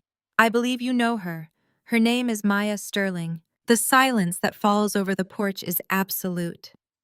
It is a heavy, crushing vacuum that sucks the air right out of their lungs. Chloe, who has been standing near the staircase, drops her phone. It clatters loudly against the hardwood floor. Lauren gasps, her hands flying up to cover her mouth. Maya Lauren whispers, the patronizing tone she used just hours ago completely replaced by pure, unadulterated terror. Maya owns Sterling Vanguard. Marcus stumbles backward, as if he has been physically struck. He looks at the eviction notice, then at the attorney, his eyes wide and manic. The realization crashes down on him with the force of a freight train. The risk consulting business he mocked. The quiet wife he told to walk out the door. The $20,000 settlement he threw in her face. She had not walked away with nothing. She had walked away with everything. You have exactly 15 minutes to gather your personal identification and essential items, the bailiff announces, breaking through their collective shock. Any furniture, electronics, or luxury items purchased with corporate funds must remain on the property. We have an asset inventory list. 15 minutes, Jamal roars, storming toward the door, trying to puff out his chest the way he did to Maya earlier. You cannot throw us out in 15 minutes. I have rights. I know the law. One of the sheriff deputies immediately steps forward, his hand resting firmly on his taser. Sir, step back. This is a commercial lockout authorized by a judge. You are currently trespassing on corporate property. If you do not comply, you will be removed in handcuffs. Jamal freezes, his false bravado evaporating instantly in the face of actual physical authority. He backs away, holding his hands up in surrender. Outside, the sound of heavy diesel engines rumbles up the driveway. 3 massive flatbed tow trucks navigate past the police cruisers, their amber warning lights flashing. The operators jump out and immediately begin hooking heavy metal chains to the tires of Marcus's leased Porsche, Jamal's Range Rover, and Shirley's Mercedes SUV. What are they doing? Lauren shrieks, running out onto the portico in her bare feet. That is my car. You cannot take my car. Those vehicles are leased through a commercial fleet provider, the Vanguard attorney explains, calmly checking his watch. The debt on those leases was acquired by my client. You are 60 days delinquent on payments. The vehicles are being repossessed as of this exact moment. Marcus, do something, Shirley screams, grabbing her son's arm and shaking him violently. Call someone, call the bank, stop them from taking our things. But Marcus cannot do anything. He stands paralyzed on his own front porch, completely hollowed out. His bank accounts are frozen. His credit cards are locked. His company is dead. The woman he spent years emotionally abusing and chronically underestimating had not just beaten him. She had financially eviscerated him. 10 minutes, the bailiff barks, pointing a stern finger toward the interior of the house. Get whatever clothing you can carry and get out. Total panic erupts. The polished, arrogant facade of the Pierce family shatters into a million jagged pieces. Chloe pushes past Shirley, sprinting up the grand staircase to grab her designer bags, only to be followed closely by a deputy, who informs her that any items purchased by Marcus Pierce are classified as stolen corporate assets and cannot leave the premises. Lauren begins sobbing hysterically, grabbing Jamal's arm. Where are we going to go, Jamal? We sublet our condo. We have nowhere to go. I do not know, Jamal yells back, completely losing his mind. My cards are tied to the company account. Everything is gone. Shirley is running around the foyer in her purple gown, wildly grabbing silver picture frames and decorative vases, crying out about her ruined legacy.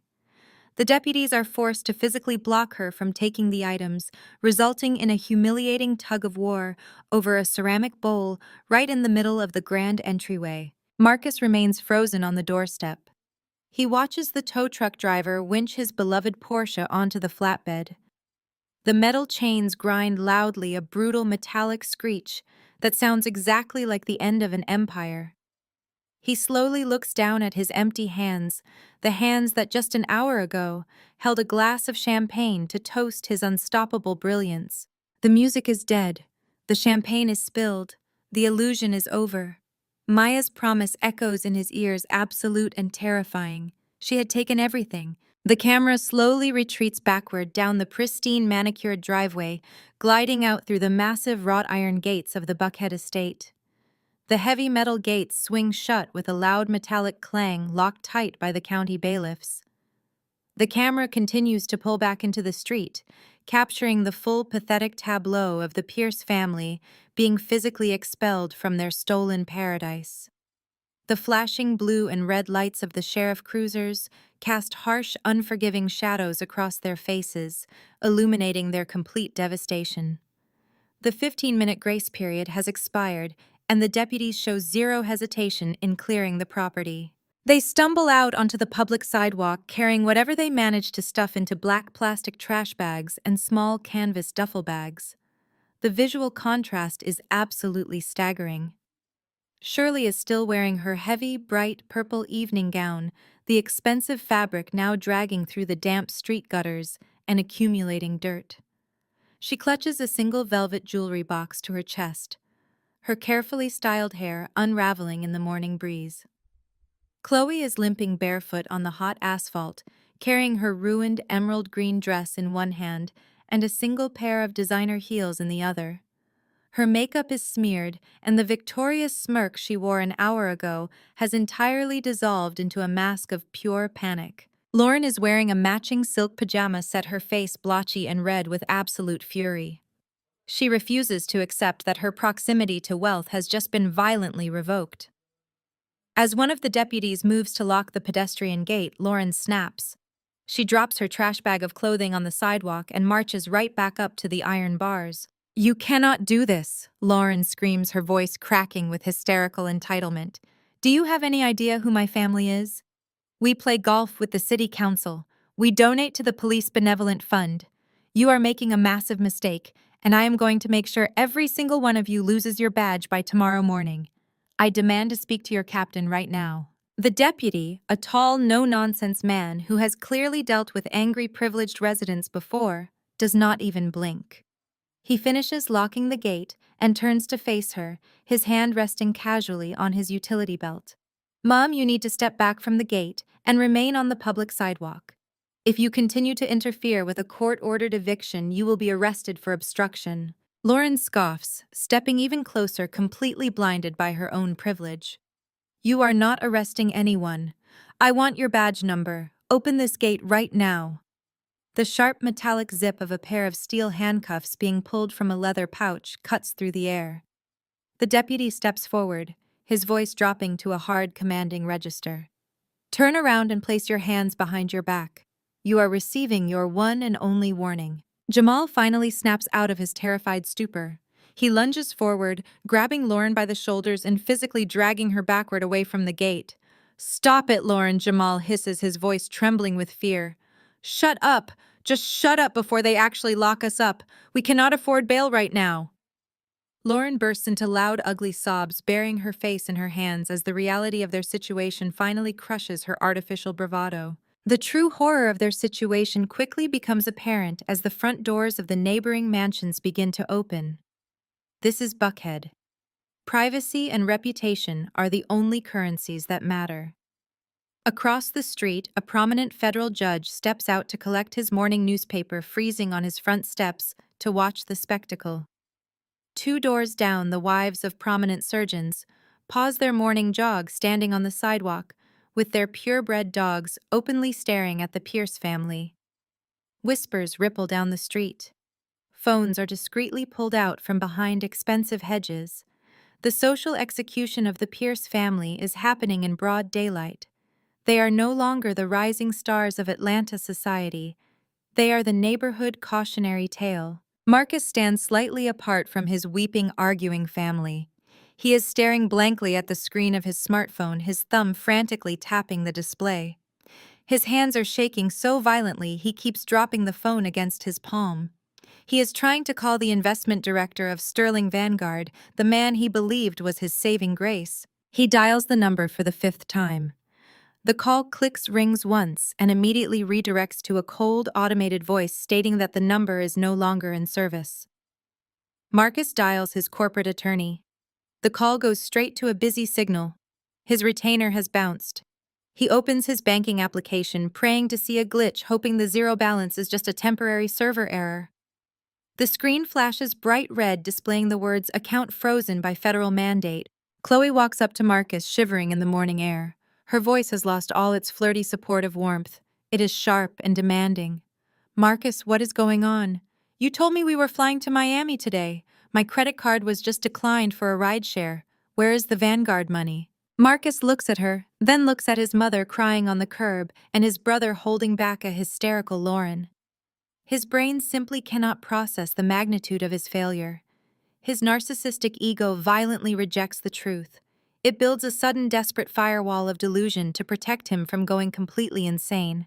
"Listen to me," Marcus shouts, his voice cracking as he gathers his family into a tight, frantic circle on the sidewalk. "Everyone, just listen to me. Stop crying. Stop panicking.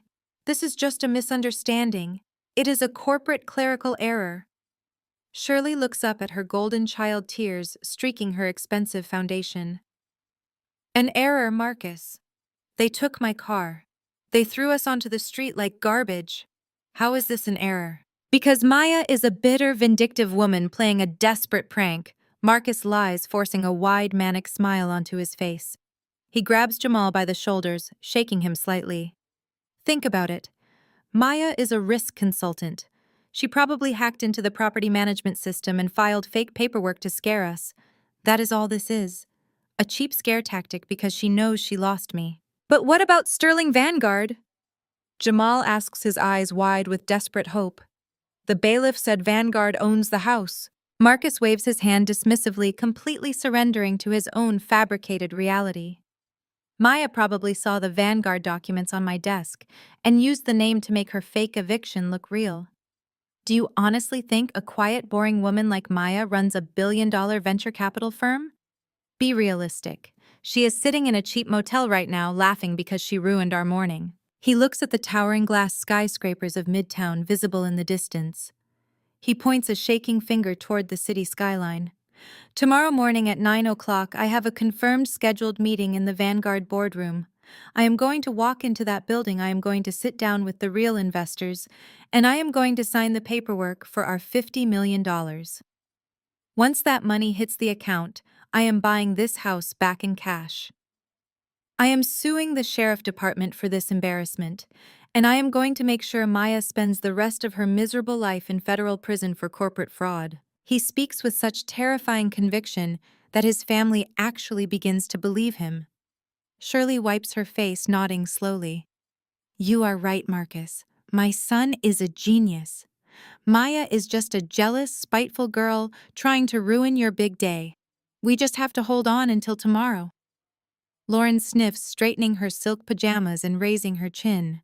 "We should go to a hotel. I cannot stand here letting these people look at us like animals." "We will go to my friend's place downtown for the night," Marcus says, taking a deep breath and smoothing his wrinkled suit jacket. "We rest today. We celebrate tonight.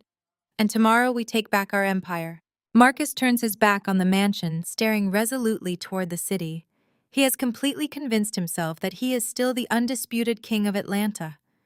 He believes tomorrow will be the greatest victory of his life. He has absolutely no idea that tomorrow is not his salvation. Tomorrow is his slaughter. The camera cuts to a sweeping, ultra-wide shot of the Sterling Vanguard boardroom, perched like an eagle nest at the very pinnacle of the Midtown Financial Tower. Floor-to-ceiling windows wrap around the entire expanse of the room, offering a dizzying, godlike view of the Atlanta skyline. The space is a masterclass in psychological intimidation and corporate dominance. There is no warmth here, no comfortable seating, no decorative artwork to soften the edges. There is only a massive custom-built table carved from a single seamless slab of polished black obsidian surrounded by empty, rigidly geometric chairs. At the far end of the room, positioned directly in front of the sweeping glass, sits a single high-backed leather executive chair. It is turned completely around facing the city, hiding its occupant from the heavy glass entry doors. The doors glide open with a quiet mechanical hiss, and Marcus steps into the room. He is flanked by Jamal and Chloe, and the three of them look absolutely pathetic. The arrogant, untouchable tech titan from yesterday morning has been entirely erased. They spent the night sleeping on a lumpy sectional sofa in a cramped sublet downtown apartment, and it shows. Marcus is wearing the exact same bespoke charcoal suit he was evicted in, but the expensive fabric is now severely wrinkled, smelling faintly of stale sweat, cheap diner coffee, and pure, unfiltered desperation. His tie is slightly crooked. He tries to smooth down his lapels with trembling hands, but the effort is completely useless. He looks like a beggar dressed in borrowed clothes stumbling into a palace. Jamal shuffles in behind his brother, his usual aggressive posturing completely gone. He is wearing the same designer loungewear he wore during the eviction, his eyes bloodshot and darting nervously around the room, taking in the sheer, terrifying wealth of the firm they are trying to hustle. Chloe walks in last, stepping carefully in a pair of scuffed flats. The glamorous, predatory public relations director who laughed at me in the hotel corridor is nowhere to be found. Her emerald dress is gone, replaced by a cheap, ill-fitting blazer over a plain white shirt she had to borrow from a friend. She nervously clutches a generic cardboard folder to her chest, her posture rigid with anxiety. Elias, acting as the ultimate gatekeeper, gestures silently toward the long obsidian table. He does not offer them water. He does not offer them a seat. He simply turns on his heel and exits the boardroom, the heavy glass doors sealing shut behind him with a soft final click. The silence in the room is absolute, broken only by the faint high-altitude hum of the building ventilation system. Marcus clears his throat, a dry, nervous sound that seems far too loud in the cavernous space. He stares at the back of the towering leather chair, his heart hammering wildly against his ribs. He is utterly convinced that the man sitting in that chair is an elderly, cutthroat Wall Street veteran. He is certain that if he just turns on the signature Pierce charm, if he just uses the right corporate buzzwords, he can talk his way out of the financial grave he dug for himself. He firmly believes that the brutal eviction yesterday was a separate, isolated incident, a crazy, illegal stunt pulled by his bitter wife. He is absolutely certain that this room and the investor sitting in that chair is his ultimate salvation. Marcus leans his head back, closing his eyes for a split second to steady his rapid breathing. He leans close to Jamal, and Chloe, keeping his voice down to an urgent, frantic whisper. "Stand up straight," Marcus hisses, glaring at his brother. "Stop looking around like a tourist. We are equals here. We act like we belong in this room." Chloe, when the CEO turns around, you smile. "You pitch the media integration strategy exactly how we rehearsed it in the car. Do not mention the housing issue. Do not mention the cars. Do not mention my wife. We are here to talk about a $50 million tech revolution and nothing else." Jamal wipes a heavy bead of sweat from his forehead, his hands trembling. "What if he asks about the bad debt?" Marcus Jamal whispers back, his voice cracking with fear. "The bailiff yesterday specifically said Vanguard bought our secondary loans. What if this is a collection meeting? What if they know we are completely broke?" Marcus shoots him a venomous, panicked look. "Shut your mouth, Jamal. This is a Series B acquisition meeting. Angel investors buy debt all the time to consolidate leverage before a major funding round.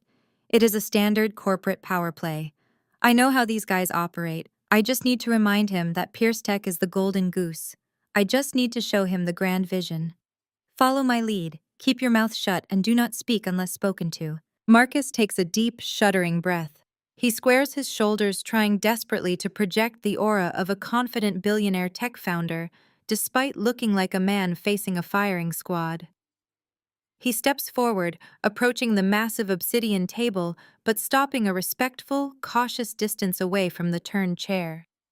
He clasps his hands in front of him, putting on his most charming sycophantic smile. "Good morning, sir." Marcus begins, his voice echoing slightly in the vast empty boardroom. "I am Marcus Pierce, CEO and founder of Pierce Tech. I want to personally thank you for taking the time to meet with us today. I know your schedule at Sterling Vanguard is incredibly demanding, and I assure you, you are making the most lucrative decision of your career by bringing my company into your portfolio." The leather chair does not move. The person sitting in it remains perfectly still, staring out at the sprawling city. Marcus swallows hard, his fake smile faltering for a fraction of a second before he forces it back into place. He takes another tentative step forward, his voice taking on a desperate pleading quality, disguised as a high-level business pitch. "We have completely revolutionized the enterprise software landscape." Marcus continues, gesturing broadly with his hands to fill the dead air.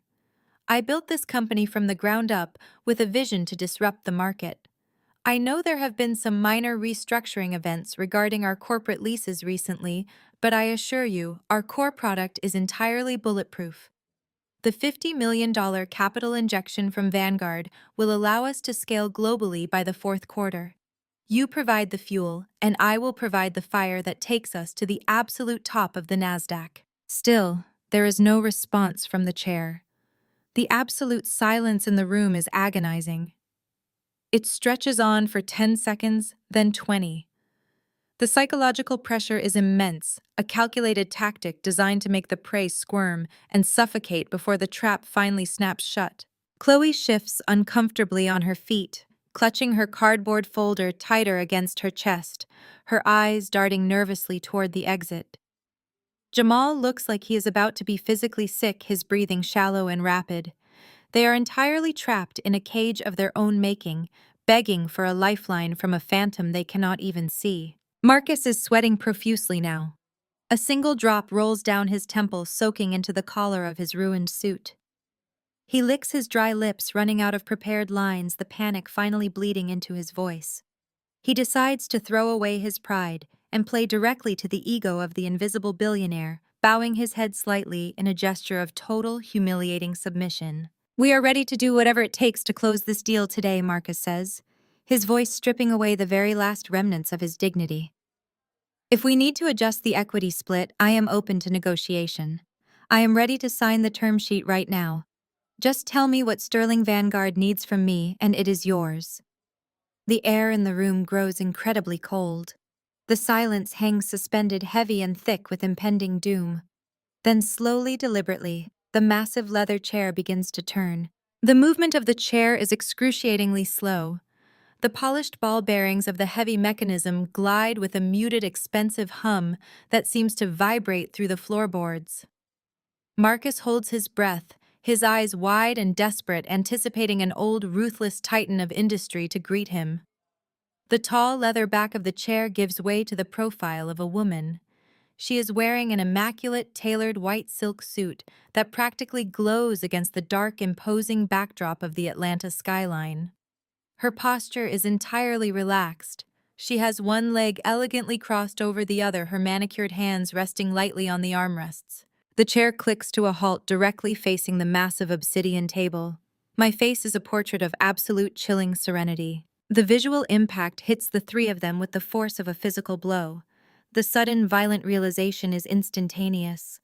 Marcus actually stops breathing. His jaw drops, his mouth hanging open in an expression of pure, unadulterated horror. The blood completely drains from his face, leaving his skin an ashy, terrified gray. His eyes bulge, darting wildly around the room as if expecting the walls to melt away, praying this is a hallucination, a stress-induced nightmare born from his desperate financial ruin. Beside him, Chloe drops her cardboard folder. It hits the floor with a loud slap, scattering her badly printed pitch decks across the polished stone. She takes a staggering step backward, her hand flying to her mouth to stifle a gasp. Jamal looks like he has been struck by lightning, his knees visibly buckling under his designer sweatpants, his mouth opening and closing like a suffocating fish. Marcus experiences a complete psychological short circuit. His narcissistic ego violently rejects the image sitting in front of him. Maya, he chokes out the name scraping against his dry throat like sandpaper. What in the hell are you doing here? I do not answer. I simply look at him, letting the heavy silence stretch, letting him drown in the magnificent weight of the moment. I watch his brain scramble to process the impossible geometry of his new reality. His shock rapidly morphs into defensive, manic anger, the only defense mechanism he has ever known. "Are you out of your mind?" he shouts, his voice cracking loudly as he takes an aggressive step toward the table. "How did you get in here? Did you follow me? Are you stalking me now? This is a highly restricted corporate building." He turns wildly toward the heavy glass doors, his panic boiling over into full-blown hysteria. "Security. Get security in here right now. My wife has lost her mind. She is trespassing." The heavy glass doors hiss open, but it is not a security guard who enters. Elias strides into the boardroom, flanked by my lead corporate attorney. They look impeccable, lethal, and completely indifferent to Marcus screaming. The attorney walks directly to the head of the obsidian table right to my side. He lifts a massive, heavy stack of bound legal documents and drops them onto the polished stone surface. The authoritative slam echoes through the cavernous room like a judge bringing down a gavel on a death sentence. Marcus flinches, pointing a shaking, desperate finger at me.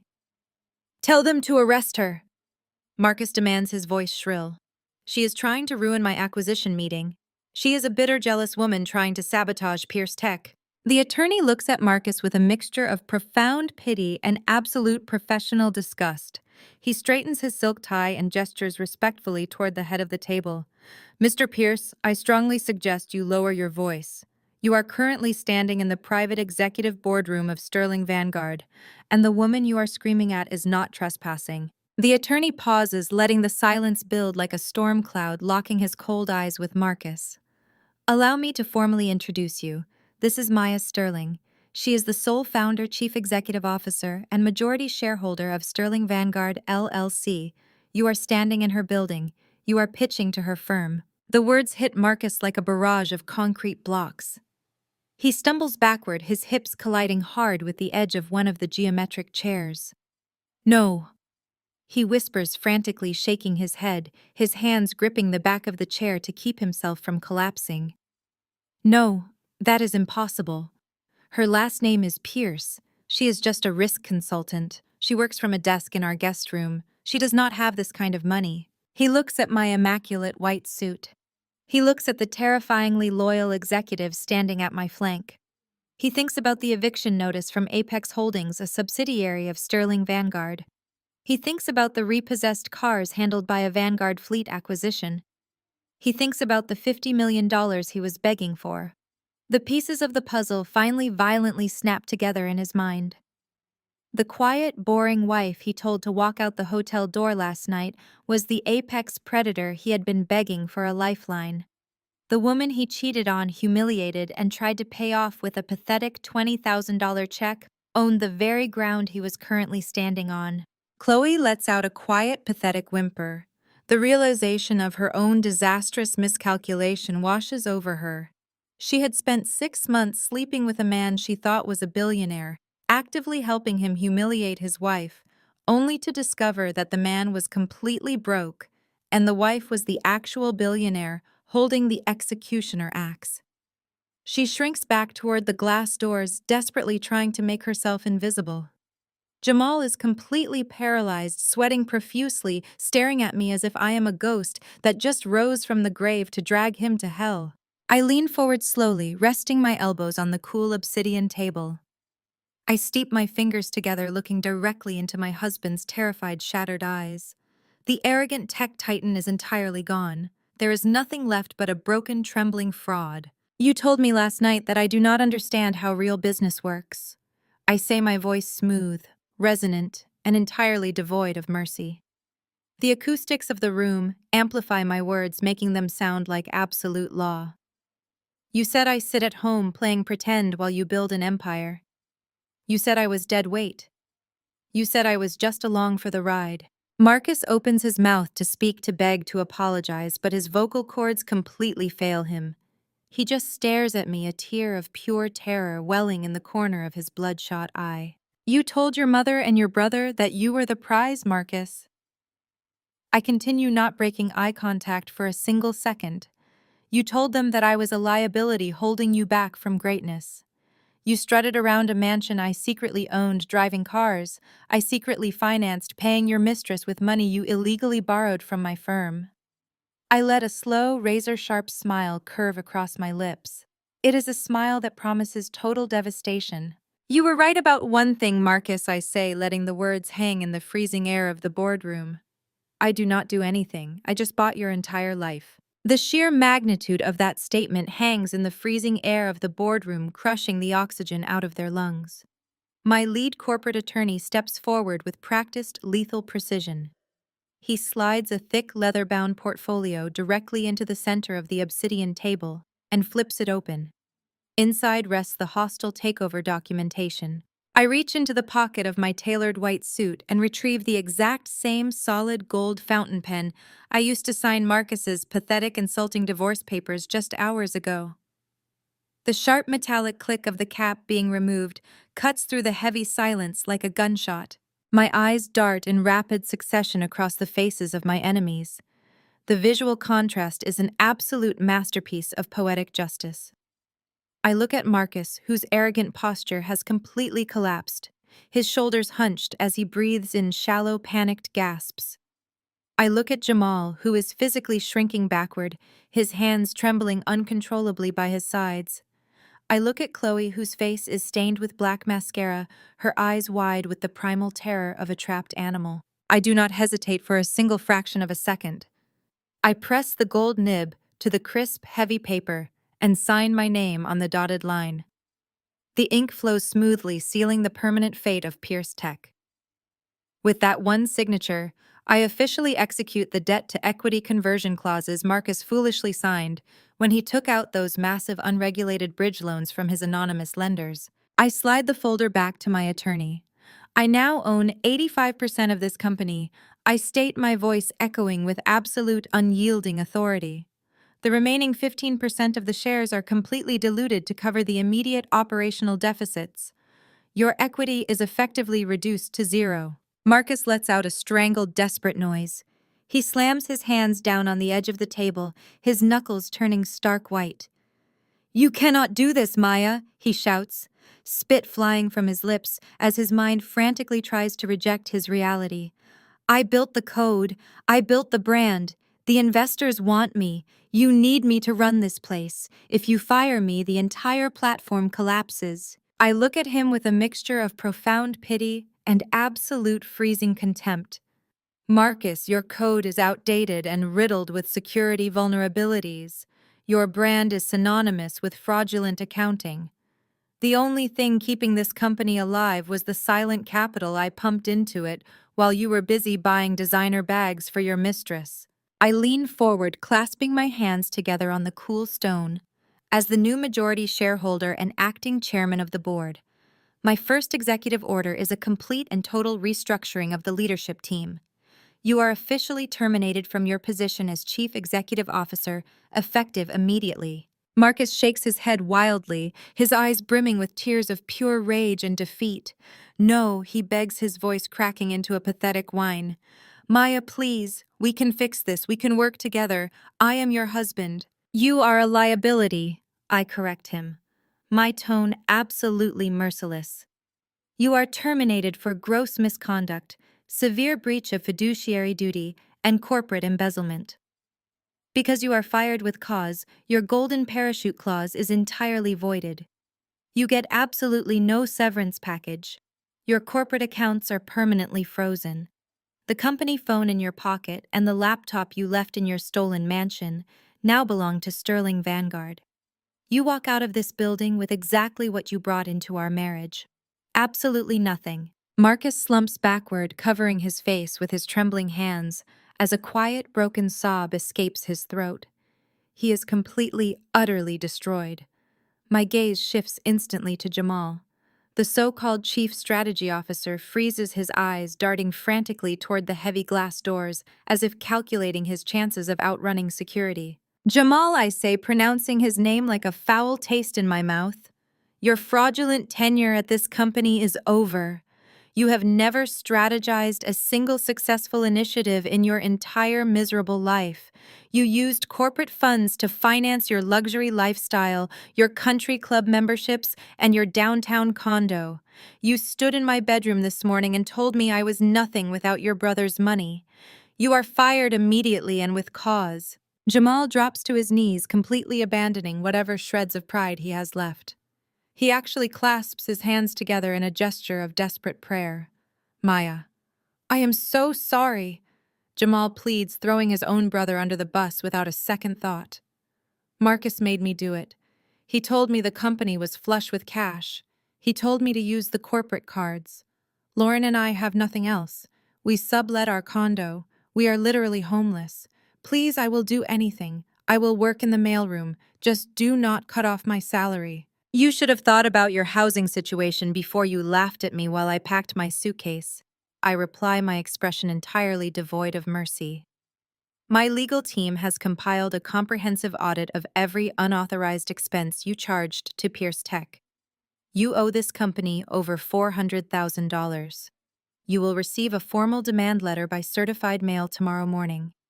If you do not agree to an aggressive repayment plan, Vanguard will seize whatever personal assets you have left and file criminal theft charges against you. Jamal lets out a loud, pathetic wail, burying his face in his hands, as he realizes his life of free luxury has just transformed into a mountain of inescapable debt and potential prison time. Finally, I turn my attention to the corner of the room.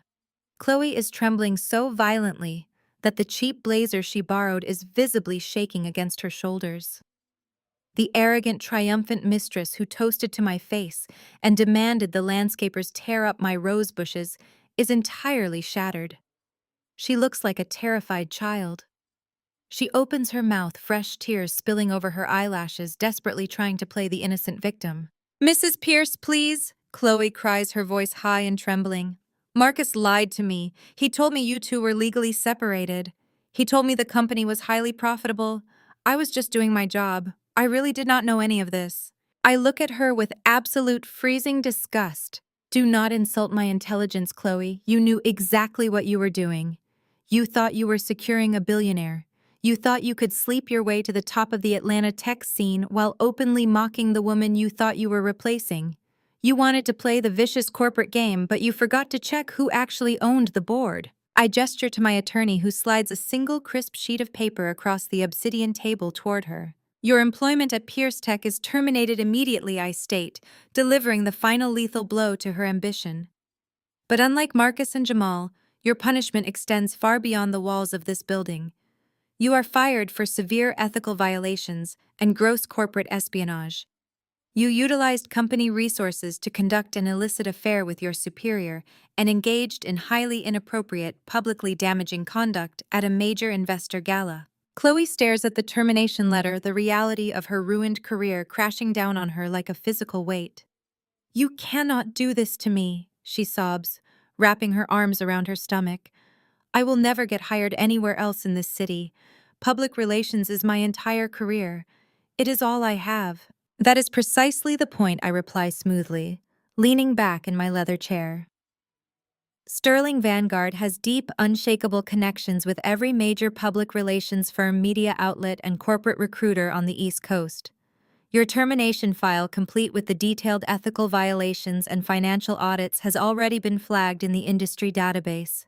You are permanently blacklisted, Chloe. No reputable agency will ever touch your resume again. Your career in public relations is completely irreversibly dead. I watch the three of them standing and kneeling in the center of my boardroom.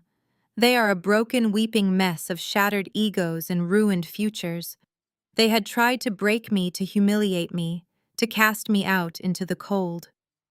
Instead, I had systematically dismantled their entire universe, stripping away their wealth, their titles, and their dignity with a few strokes of a gold pen. The purge of Pierce Tech is complete, but my absolute vengeance is not over yet. I still have one final score to settle. The heavy glass doors of the boardroom slide open one final time. Elias steps into the room looking mildly annoyed, followed closely by two towering security guards. Sandwiched between them, looking completely unhinged and desperate, are Shirley and Lauren. They had apparently stormed the Vanguard lobby downstairs, screaming at the receptionists and demanding an emergency audience with the venture capital investors to fix what they believed was a massive clerical error regarding their eviction. They burst into the room ready to perform their usual routine of arrogant entitlement. But the second they cross the threshold, their frantic energy slams into a brick wall of reality. They see Marcus weeping quietly into his hands. They see Jamal kneeling on the polished floor. They see Chloe trembling in the corner. And then their eyes slowly track to the head of the massive obsidian table. Shirley lets out a strangled, breathless gasp, her hand flying to her chest as if her heart has physically stopped beating. Lauren freezes completely. The condescending, patronizing woman who stood in my bedroom just yesterday morning lecturing me about high society and warning me not to act like an angry black woman is suddenly rendered entirely mute. Her face turns the color of chalk. I do not face them directly. I turn my head slightly toward the sprawling city window, allowing the cool blue morning light to catch the sharp, rigid line of my jaw. From this cold, calculating profile, I watch their reflections in the glass. I let them stand there for a long, agonizing minute, absorbing the absolute devastation of their family empire. Lauren, I say, my voice cutting through the silence like a freshly sharpened blade. Step forward. Lauren trembles, her eyes darting to Jamal for help, but her husband refuses to even look at her. He is too busy staring at his own financial ruin. She takes two hesitant, shaking steps toward the table, her silk pajamas rustling softly in the quiet room. You love to give advice, Lauren. I continue, turning my head just enough to lock my eyes onto hers. You love to play the elegant peacekeeper. You love to lecture me on how to behave, how to manage money, and how to protect a family legacy. You thought you were so much smarter than the quiet woman sitting in the guest room. I reach into the leather portfolio and pull out a thick, bright red file folder. I slide it forcefully across the smooth obsidian table. It glides with a menacing hiss and stops exactly at the edge right in front of Lauren. Open it, I command. Lauren reaches out with shaking hands and flips the red cover open. Her eyes scan the top document and a sickening, terrified realization washes over her features. She stumbles backward, shaking her head frantically. No, Lauren whispers, her voice cracking with pure panic. This is not right. I can explain this, Maya, please. There is absolutely nothing to explain. I reply, my tone devoid of a single ounce of empathy. While Marcus was busy inflating his corporate value, and Jamal was busy buying luxury watches, you decided to get your hands dirty too. You managed the community outreach initiatives for Pierce Tech. A lovely philanthropic title for a woman who loves to smile for the cameras. But my forensic accountants spent the weekend tracing the routing numbers. You systematically embezzled over $600,000 from the charitable outreach fund, diverting the capital into a private offshore account registered under your maiden name. Shirley lets out a loud, horrified wail, clutching the edge of a chair to keep herself from collapsing to the floor. Jamal finally snaps his head up, staring at his wife in absolute betrayal. You stole from the company, Jamal shouts, his voice cracking with hysteria. We are already drowning in debt and you were stealing cash. Lauren ignores him, keeping her terrified, tear-filled eyes locked on me. Maya, I beg you. Lauren sobs, the patronizing superiority completely stripped away, leaving nothing but a desperate criminal facing the consequences of her greed. I will give it all back. I will transfer the funds today. Please do not do this. I stand up slowly from the leather chair, buttoning my white suit jacket. I look down at the pathetic, ruined dynasty crumbling on the floor of my boardroom. You are not giving it back to me, Lauren, I state with absolute finality. Because I have already seized that offshore account. The money has been recovered. But the paper trail remains perfectly intact. Wire fraud and corporate embezzlement are federal crimes. They carry a mandatory prison sentence. Lauren drops to her knees right next to Jamal, her hands gripping the edge of the stone table. She is weeping uncontrollably, begging for a mercy she never once showed me. I am giving you a choice, Lauren, I say, delivering my ultimate decree. You have exactly 24 hours to pack whatever you can fit into the trunk of a rental car. You are going to leave Atlanta, and you are going to take this pathetic excuse for a husband with you. If I ever see your face in this city again, if you ever attend another gala, if you ever breathe a single word of my name to anyone, that red folder goes directly to the white-collar crime division of the FBI. You will trade your silk pajamas for a federal prison jumpsuit. I look at Shirley, who is sobbing loudly into her hands, entirely broken. I look at Marcus, who is staring blankly at the floor, his mind completely shattered by the sheer magnitude of his loss. I look at the people who thought they could abuse, isolate, and discard me without consequence.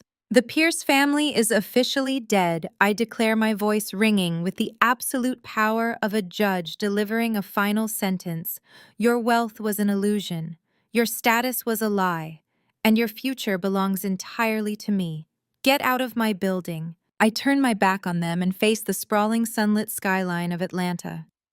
Behind me, the security guards step forward, physically hauling the weeping, broken remnants of the Pierce family out of the boardroom. The heavy glass doors slide shut with a firm, satisfying seal, cutting off their sobs and leaving me in total, immaculate silence. The empire is mine. The scene shifts, dissolving the cold, clinical steel of the Vanguard boardroom and returning to the warm, golden glow of my penthouse living room. The fire in the hearth crackles softly, casting long, dancing shadows across the pristine hardwood floors. I am sitting comfortably in my velvet armchair, the sprawling city of Atlanta, twinkling like a blanket of crushed diamonds, far below my window.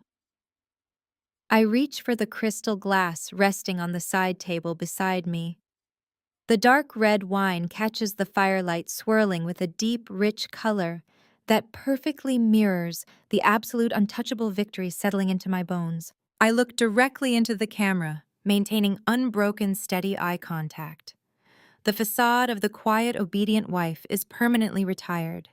The woman sitting here now is whole, fiercely independent, and completely unapologetic. His family thought I was a pathetic failure who had to rely on his fabricated wealth just to survive. They thought I was desperate, small, and entirely replaceable. They spent 5 years trying to make me feel completely invisible in my own home, assuming I would just swallow their blatant disrespect to keep the peace.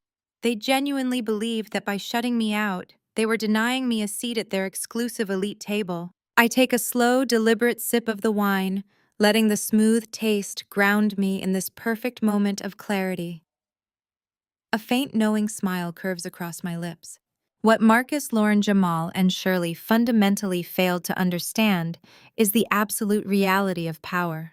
They did not know that when you are intentionally not invited to sit at the table, you do not stand in the corner and cry. You do not beg for a chair. You have the absolute right to simply buy the entire restaurant, change the locks, and throw them out onto the street. The camera begins a very slow, deliberate pull-out, gradually widening the frame to capture the sheer immaculate expanse of the penthouse. The luxurious open space emphasizes my total freedom and unshakable isolation from their toxic drama. For years, I let them construct their glass castle using the financial foundation I secretly built. I let them play their cruel, arrogant games because I valued family loyalty over my own peace. But loyalty is a fragile currency, and the moment they weaponized it to excuse his betrayal, the debt was called in full. Respect is not something you beg for from people who are fundamentally incapable of giving it. It is something you take with your own two hands. And sometimes taking back your respect requires tearing down the entire fraudulent empire they hold so dear. I raise my glass one final time, offering a silent toast to the incredible, ruthless beauty of a perfectly executed fresh start. The camera continues to pull back, drifting further and further into the quiet, peaceful shadows of the room, until the warm light of the fireplace and the confident smile on my face slowly, seamlessly fade into absolute black.